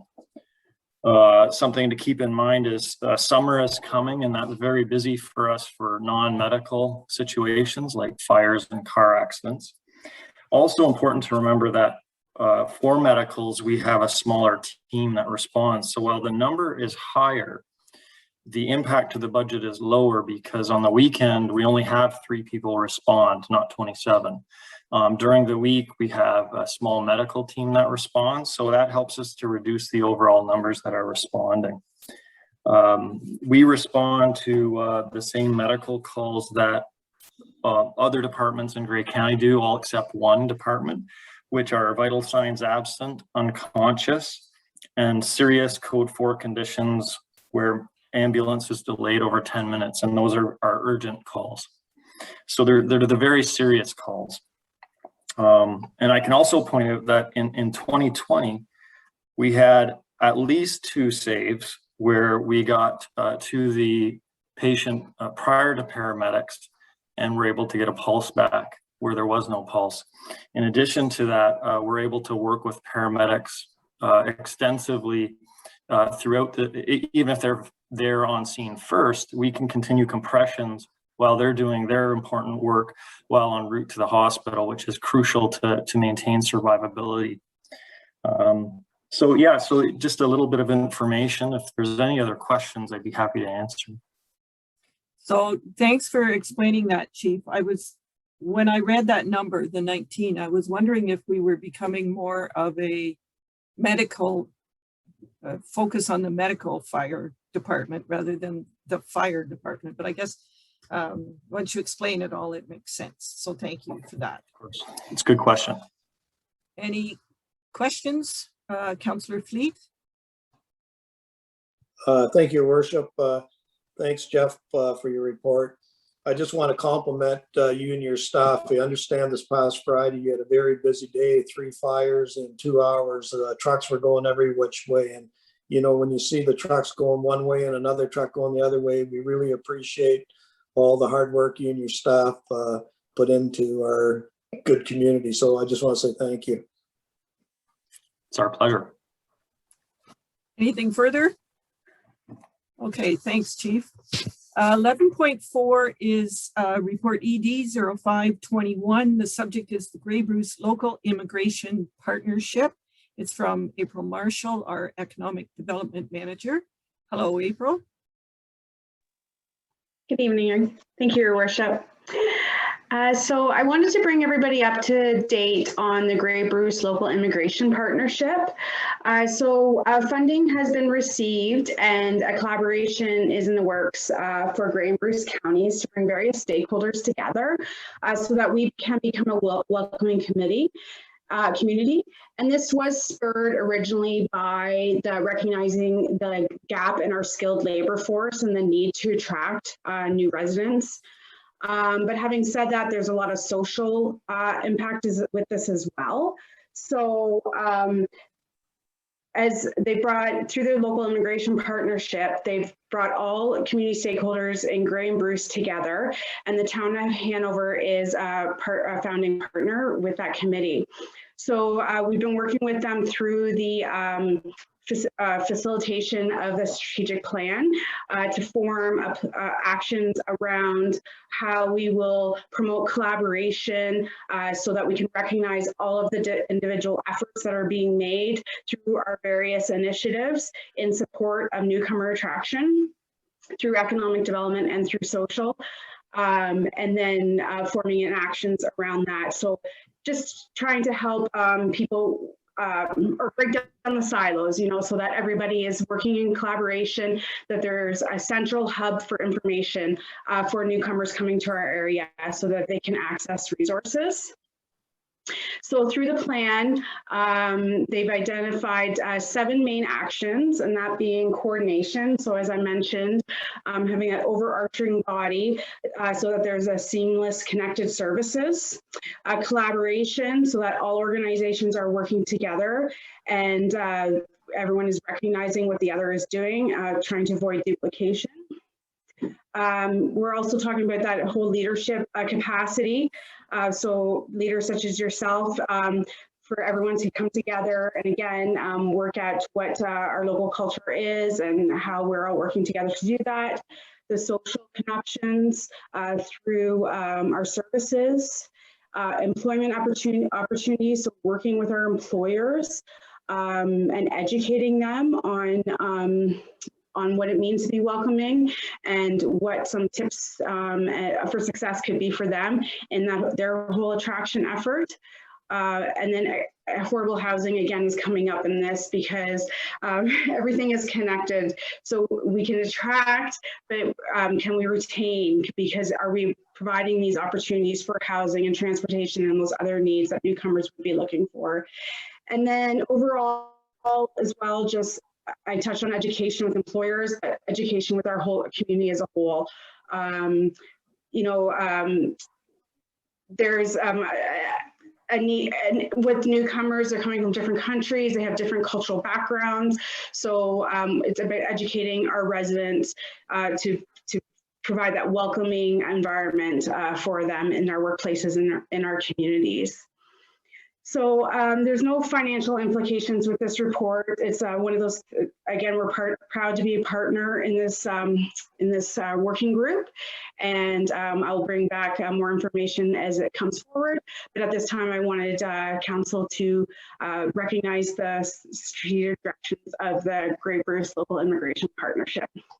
So this is linked to our economic development and community of our strategic plan, and I'd be happy to answer any questions that you may have. Thanks, April. Any questions or comments? It's a good plan.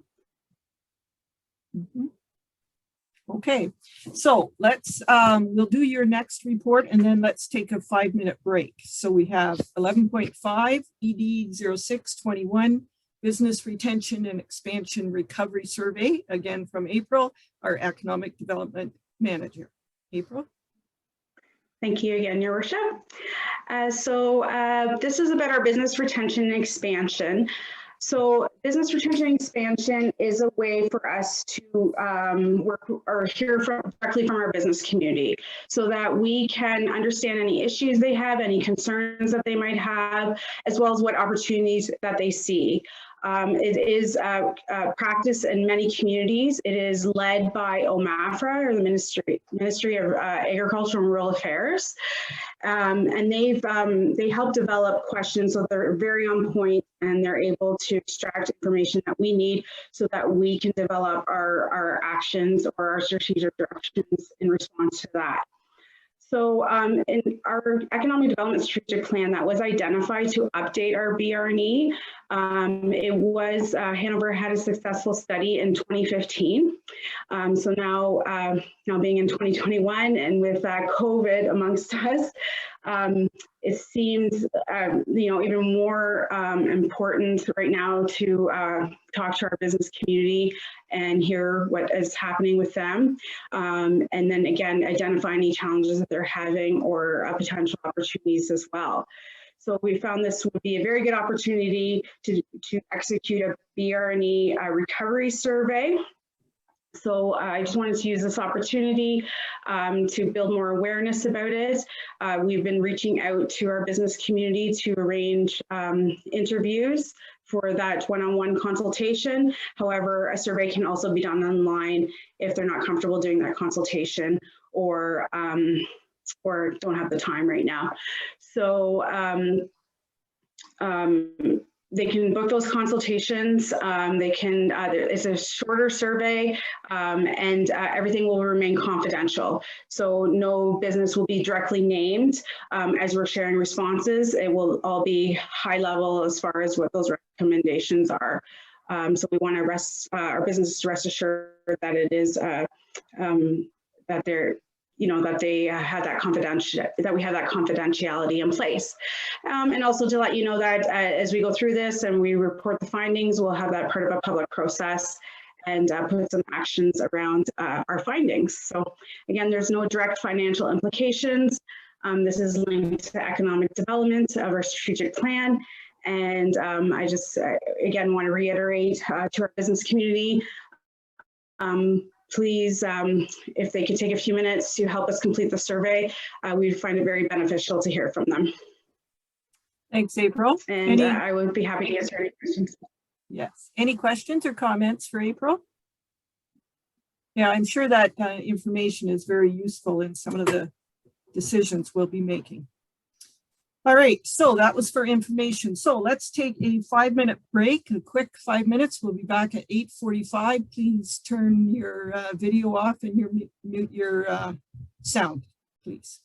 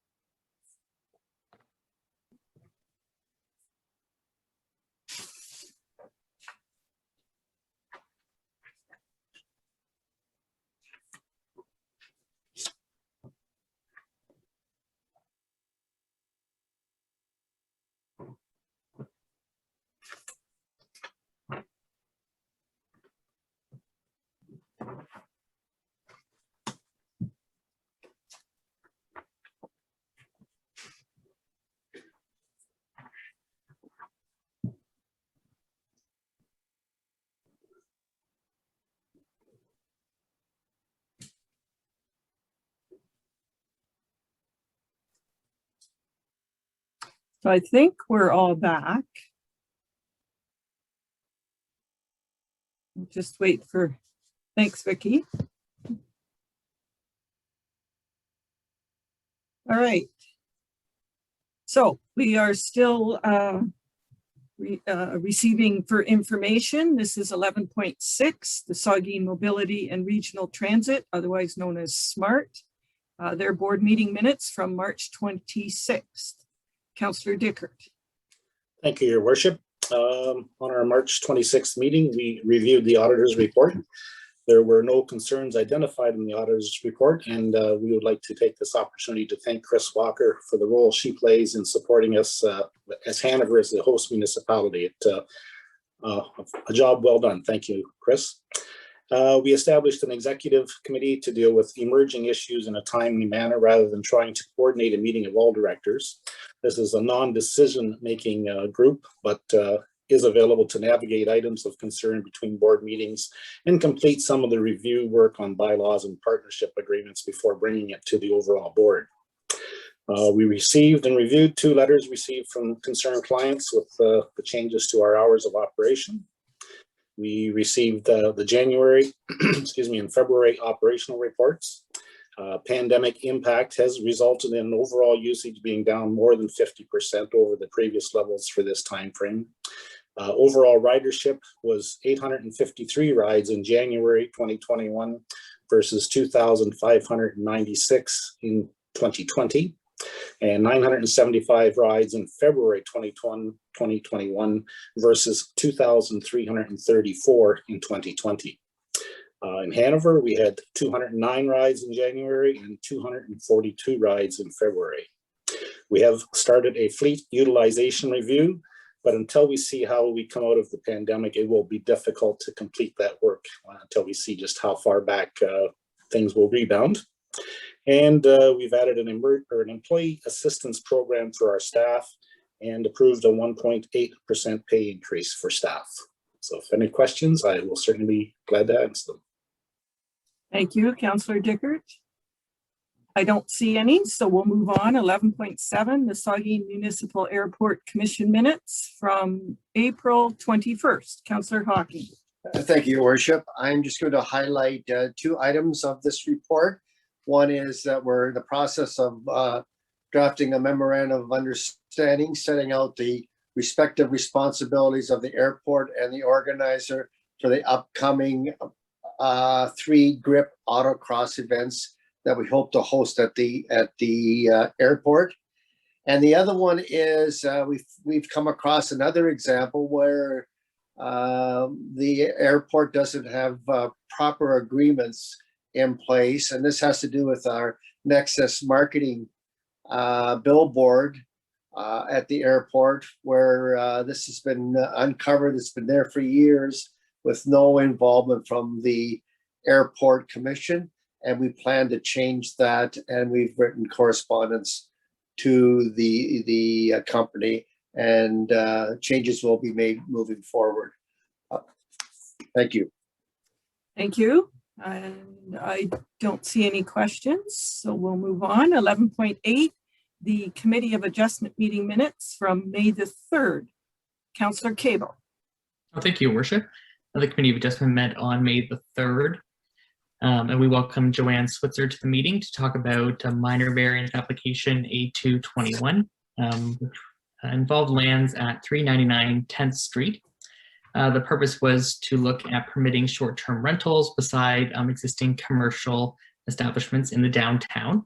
Joanne did a great job of explaining the need for this, highlighting that she receives 5 to 8 inquiries daily regarding her rental space, and she's providing a real service to our community, helping to lodge people while they wait for their homes to be constructed, as well as college, university students looking to do placements in our area, employees who are kind of looking for short-term rentals. So it's certainly something that that she's very passionate about. And so subsequent to a good discussion, we decided to grant that application. If anyone has any questions. Thank you, Councillor Cable. And I don't see any questions. So we'll move on to item 12, which is councillor and staff updates. And we'll start with you, Councillor Cable. Well, thank you, Your Worship.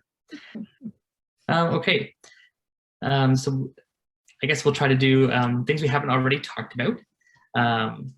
But as Councillor Hawking had mentioned, the Cultural Roundtable kind of summer entertainment subcommittee did meet on April 21st. I think it's a really exciting group. It's great to be a part of the Cultural Roundtable. There's a lot of enthusiasm for culture and for all the exciting things that are going to happen in Hanover. So I'm looking forward to seeing what comes of that in the future.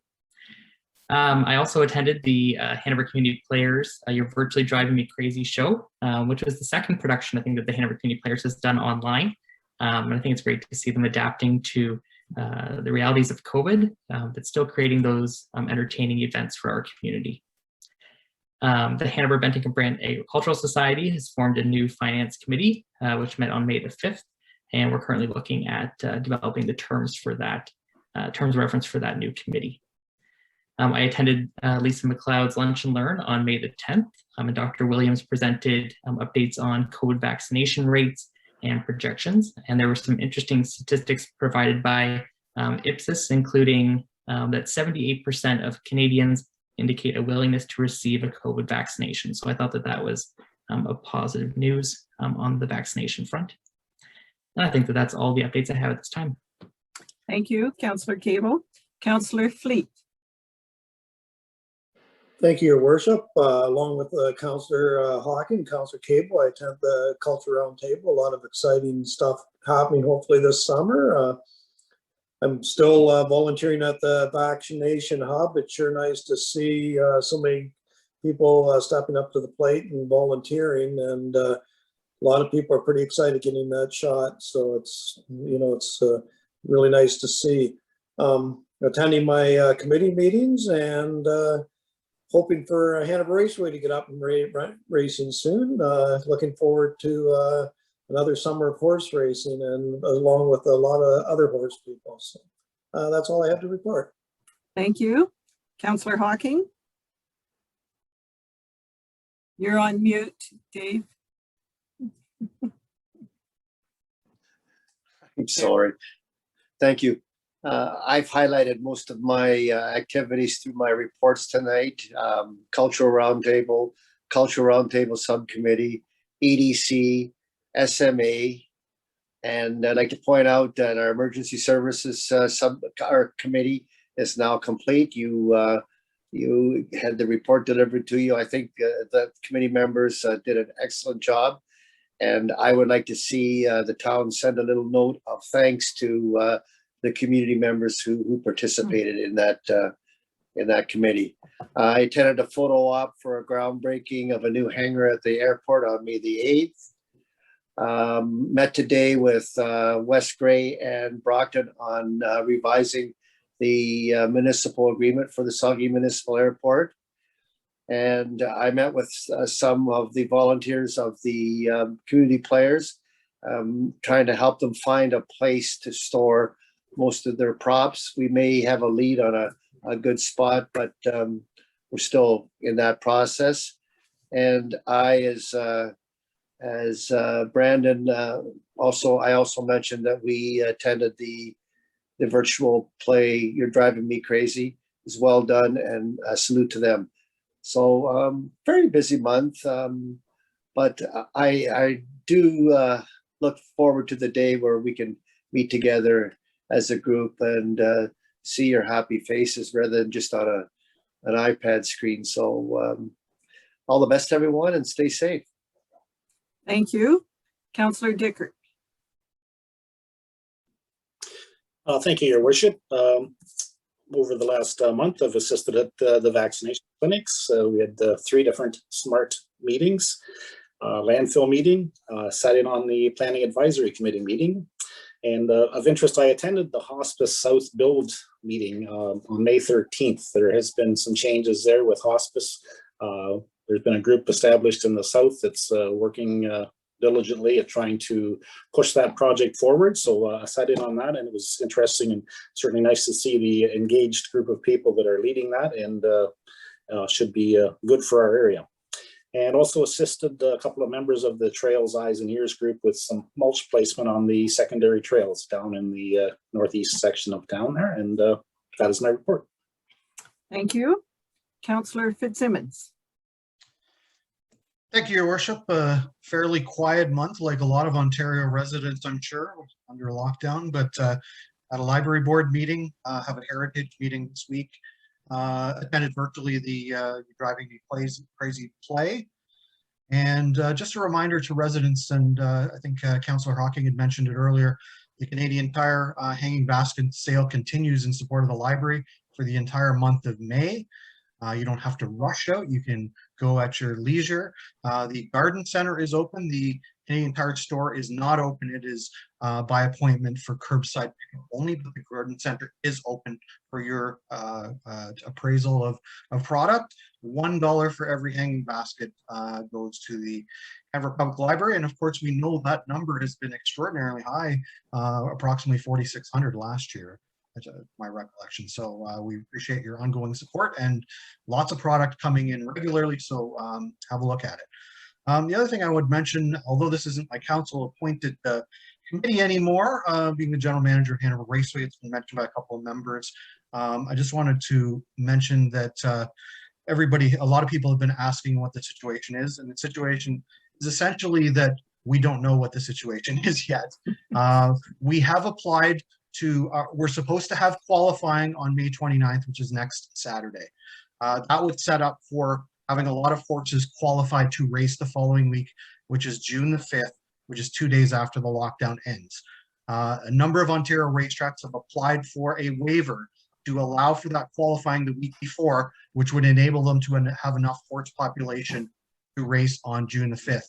We will know in a couple of days, and the government is consulting with Ontario Racing in regards to that. We'll know in a few days on whether that'll be happening or not, which will result in whether we start on time or not. And of course, as like every other business, we don't know what we're dealing with in terms of, are we going to have people in attendance? Are we going to start on time? Or are we not going to have people in attendance? So watch Hanover Raceway's social media for the updates on that. Thank you, Councillor Fitzsimmons. Deputy Mayor Hicks. Thank you, Your Worship. So the meetings of the various emergency control groups continue, as do the meetings with the local MPPs and MPs responding to the pandemic, as do the meetings with respect to the vaccination distribution task force. Interestingly, this month, though, there was by electronic means training for all of those people who are weather geeks. I don't know about you, but anytime there's like a weather storm, I like to go under my porch and watch it. Although it's probably not the safest thing all the time. I just enjoy weather. But they had the CanWarm Severe Weather Awareness Session.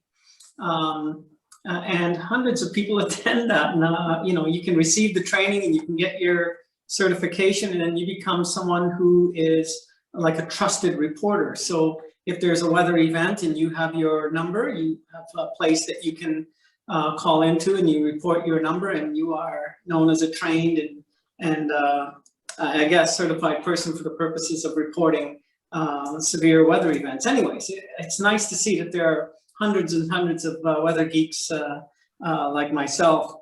On May 8th, I received my first vaccine, which I was really excited to receive. It was the Moderna. But I have to compliment, my goodness, what a slick operation. You know, from the minute you pull in, watching the parking lot attendants, the volunteers telling you exactly where to park. You know, I must have washed my hand 4 times on the way in because I was continuously invited. The operation took about 20 minutes, and that included the 15-minute wait. So when you look on TV and you see many of these other areas with lines that go, you know, for blocks and blocks and blocks, man, we're so lucky to have a very slick operation up here in that hub to go and get your vaccine, to have it so efficient. So once again, thanks to all the organizers, and particularly the volunteers who made that, who make that happen. That's it, Your Worship. Thank you. I'm just going to add to one of those meetings. We did have a phone call with the Premier. He gave us an update about the lockdown and everything. So he invites all the mayors, the deputy mayors and wardens to participate in that phone call. So that's always interesting to hear that. I attended a crisis management workshop, and the focus was on being prepared at all times, and especially with communication. And I do hope to type up some notes so that I can share it with our emergency management committee. But it was a good session, almost not quite a full day, and communication seems to be the key to making everything work successfully. I also attended the school boards, both school boards, their annual partnership meeting. And that was a good session to hear what's going on with the schools. And I attended the Elect Her event. This is a volunteer organization that is working to assist women to get elected to a municipal office. So as we have an election coming up in 2022, they're getting women prepared. So now I'll ask staff, Brian to Sherry, our CAO, please. All right, just a couple things. There's a new agreement that's been crafted for the community safety and well-being plan. So I'll be bringing a report forward at the next council meeting. One thing they're asking for is council representation. So I put it out there right now. If anybody's interested, give it some thought because we'll be asking at the next meeting. There's a new coordinator that's been hired. We'll meet her in June with the advisory committee. Attended an OM, Ontario Municipal Administrators Association's spring symposium last week, about a day and a half. It was very interesting. It was good, nice break, good sessions, good entertainment. Also attended a LAS insurance pool webinar. So in light of what's happening with insurance premiums lately, this is an option where essentially several municipalities get together and self-insure. There's a number of issues associated with that. It's a big challenge to get it up and running, and just, you know, essentially you need probably 5 to 8 municipalities to even make it work. And if you have one bad year, the whole thing could collapse. So there's lots, you know, it was just another option, but basically we're in this hard market for insurance. We're looking at 20% increases, you know, over the last 3 years, and it's probably not going to soften up anytime soon. So with all the claims out there and cyber attacks and everything else, insurance premiums are not going to come down anytime soon. Continue to meet with the physicians weekly, county CAOs monthly, county ECG monthly. Sat in interviews for a new building inspector along with Dawn and Melissa. So hopefully we can make an announcement there pretty soon. Of course, the Emergency Service Facility Review Committee project, the report has now been completed. So the next phase of that is to look at options for renovations to the police service building and new fire hall. Of course, the big work in the last little while is with respect to our growth plan. And we have a public meeting on the 25th, as everybody's aware, starting at 6:30. There was a public notice put in the paper last week, and all the background information is on our website, so I encourage people to check that out and register, either provide a comment or at least to watch. So see how it's going to go on. It's going to start with a presentation from Nick McDonald of Meridian Planning, and then from there it'll be questions, answers, comments, whatever people feel about the 4 potential growth areas. So that's it. Good, thank you. Chris. Thank you, Your Worship. Being in finance, I know that's boring, so people just see it as numbers, but the day-to-day finances continue. We still have taxes, water, sewer, invoices, things still come in, but I know they're just numbers, so it's not the exciting stuff like development, parks and rec and all that. So we don't have a lot, but I do have one good thing. The theater tender has gone out for the community hall and theater. Went out at the beginning of May, and it's now on the town's website in Badingo, and it closes on May 28th. We did put in a request for grant funding. Hopefully we hear some information regarding that. That would help us towards getting that renovated.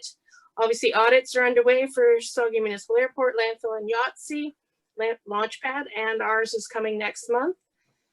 And 147th Ave continues with the renovation. So they're on target to meet for October for that new addition there. And again, like everybody else, I've been attending meetings for management team, emergency group, webinars for work related for taxes, assessment management, and any other future opportunities for grants. And that's it. Thanks, Chris. And we like numbers. They just have to be positive numbers.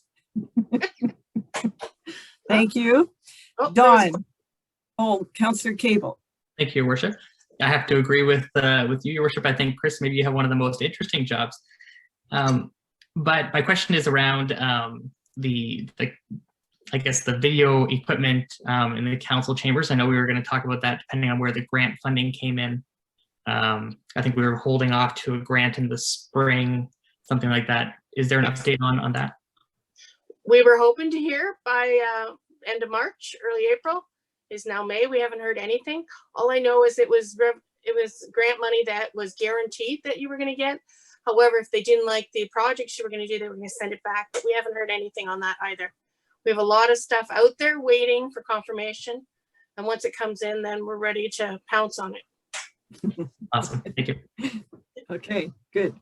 All right. Thank you. Dawn?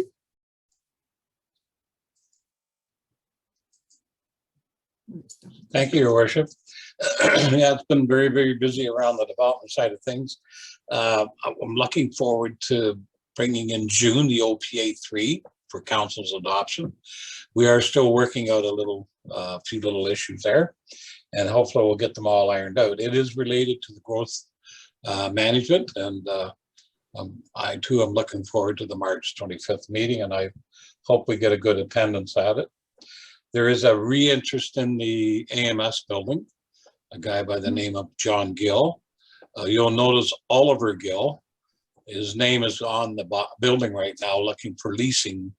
The building will be divided into 26 2,000 square foot industrial rental units, similar to what I guess they did in Old Sound with regards to attracting cannabis production, but in a minor scale because the current stores that are opening all throughout Grey and Bruce, they cannot manufacture on site nor at home. So they got to go to a licensed area to manufacture their cannabis. So, and they're supposed to be, I think, according to Brian, men are buying Ontario type of thing too.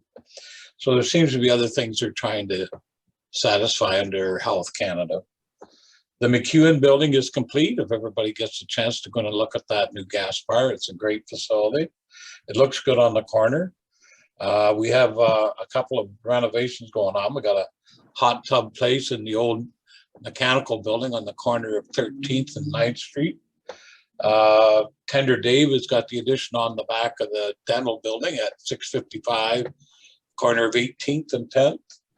And the 5 new rental units at the Forum are okay for occupancy now. And there's good to see those numbers increasing with that type of having that kind of accommodations being made available. Phase 3, the Cedar East with those 5 additional lots should be finalized within the next couple of weeks. We're also looking forward to having the housekeeping bylaw. I've had to keep pushing it on the back burner, but I'd like to bring the housekeeping zoning bylaw to council or to planning advisory, hopefully at the June meeting, and also to the June council meeting. We'll get that finalized. And yeah, we had some good interviews and stuff like that this week. So it's been very busy. The number of permits as Chris said, we've issued a lot of permits because of the weather, I would say more than anything, but it just seems to be a pent up demand or something going on. They've created a shortage in lumber, they've created a shortage in labor, and I don't know if we'll see a 2 or 3 or 4 month slowdown just because of the availability of getting things done.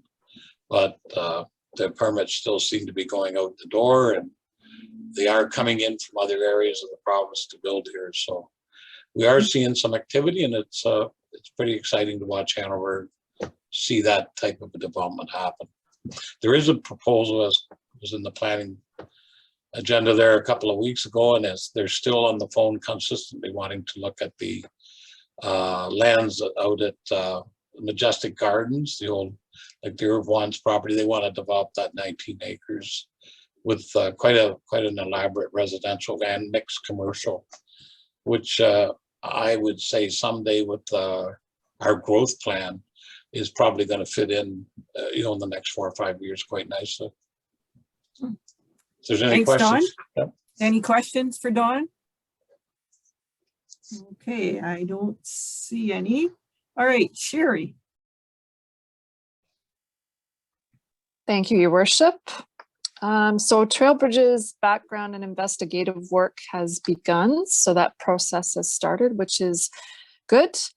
A grass cutting season is here, and our staff are trying to keep up to the quick growth spurt that the grass in our parks and athletic fields and various spaces has taken over the last 10 days.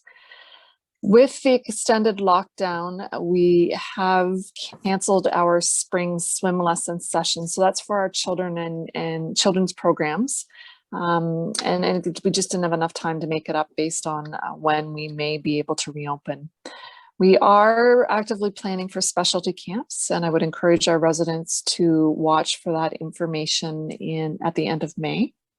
And I echo Deputy Mayor's thanks to our volunteers for the vaccination hub, both outdoor and indoor. They are a very key part of the operation to make it run smoothly and efficiently. And it's been operating well, and we look forward to more happening in the coming weeks. Unless there's any questions, thank you. Thanks, Sherry. Okay, our fire chief, Chief Deniger. Thank you, Worship. So we have returned to practicing in person. We're doing the 3 nights a week again with smaller groups. That helps us to keep our skills current. We're updating our training lesson plans with Fire Prevention Officer Hagen and myself. We're working diligently on that. We're getting staff ready for July certification testing. As Councillor Cable, or sorry, as the councillor mentioned, we had 3 fires on Friday. We had 2 grass fires and 1 structure fire all within a few hours, and so we've got lots of decontamination activity happening right now just to clean up from that. We're getting ready for our pickup truck that was ordered in 2020, and hopefully will be here in the next couple of weeks. Looking at lots of return to plays for the Joint Health and Safety Committee to make sure that they meet with health and safety regulations, and we're keeping up to date on emergency management updates and changes. It's quite frequent. Thank you. Any questions for the chief?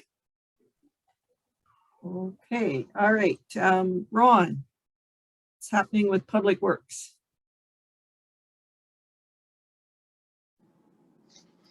Thank you, Worship. Just some updates on some projects throughout the municipality. Sodding was completed last week on the 8th Street, 14th Avenue project, a completion of last year's underground project that was ongoing, so the residents will be quite happy about that. The 15th Avenue project, 10th to 13th Street, that reconstruction commenced in early May. It's progressing well, but that project's going to be carrying on with completion not anticipated till into July. The extent of that project. Another one that we've had work, crew was just on site today working on the relining of the 21st Ave storm sewer. That's going to continue for approximately 2 weeks in on that particular project. So that's the main projects that are occurring throughout the municipality that we're working on.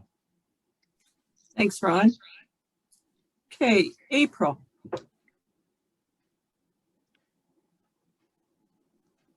Thank you, Your Worship. So I'd like to update you all on our Saugeen Connects partnership. We're actually growing our little partnership, and we have a new municipality that's come on board. So we welcome Aaron Eldersley, who will be collaborating with us in the future. And speaking of Saugeen Connects, our student startup program, we've launched it for the summer of 2021, and our applications closed off last week. I just want to take the opportunity to thank Holy Family School for inviting me to speak to some of their students about this program, and JDSS for sharing it on their social media. We got a great response. We had 55 total applications, and 19 of those are from Hanover. So we have some great sponsors lined up, and I look forward to rolling that out and sharing more information with you soon. And speaking of youth in business, I'm looking forward to getting my first ice cream cone at Neptune Scoops this weekend. We're collaborating with them, with SUP as well, and it's been great to see the ice cream truck in the parking lot ready to go. Ongoing, working on the business retention expansion interviews, the Hanover's Innovative People Program background work, and continuously talking to businesses for the Community Improvement Program applications. There's a lot of interest for that. And then as well, looking forward to opening up, because I know a lot of our businesses, we want to get some summer promotions happening and messaging just around safe experiences. So we'll stay tuned for more information on that. Thank you. Thanks, April. Any questions for April? Okay, very good. All right, Melissa. Thank you, Your Worship. So as a couple of other staff have mentioned, there's been lots of recruitment going on, almost around close to 20 staff in past weeks and within the next week or so total. We had our first municipal HR group for Grey and Bruce counties this past week. It was the first time we met in over a year, and we're hoping to reestablish regular meetings going forward. And we're all a fan of not traveling, so I think virtual is going to stick. We released some new wellness programs for all staff as of May 1st as part of Mental Health Week. So access to virtual therapy, self-paced wellness courses, and we had already launched a virtual healthcare program, but now we've been able to get that for free for all staff, where before it was for a small fee for our part-timers. So now free for everyone. That's pretty exciting. I'm continuing to coordinate the outdoor volunteers for the vaccination hub. It's going really well. The volunteers are fantastic. I was lucky enough to volunteer myself inside at 2 hubs now. If you're going to be a cleaner, it's busy and it keeps you hopping, but it's really cool to be a part of. Continuing participation in management team meetings, the control group meetings, and our joint health and safety COVID plan reviews. And other than that, I'm continuing to monitor the ongoing changes to employment and COVID-related legislation. Okay, thanks, Melissa. It's easy to say that everyone is very busy. So lots happening in Hanover, and not just in the town office, but all throughout the town. So, all right, moving on. Item 13 is planning and other meetings. So these meetings are all on the town website on the calendar, and the dates are included in these minutes. And you can always call or email the town office to inquire about a specific meeting. And the only one I'm just going to give you the date, because I think not only is council interested, but so is the residents, is the Planning Advisory Committee, which is meeting Tuesday, June the 8th at 5 p.m. Thanks for sharing that, Vicki. So now that will be part of the recording. So that's very good. All right, so item 14, dates to remember and announcements. Victoria Day, which is a statutory holiday, is Monday, May 24th. Of course, we've heard already about our public meeting on Hanover Growth Area proposals. That's May 25th. It's starting at 6:30. And the next committee of the whole meeting is Monday, June 7th at 7 p.m. And the next regular council meeting is Monday, June 21st at 7 p.m. And at this time, I'll ask if there's any notices of motion. Seeing none, we do not have a closed meeting, and we have one final motion that's needed, and that's adjournment at 9:20. I need a mover and seconder. Deputy Mayor Hicks and Councillor Hawking, all in favor? That's carried. Thank you very much. Good meeting. Thanks everyone. Enjoy Night, everyone. enjoy the nice warm week that's coming up. So Good night, everyone. Good night. take care. Good night.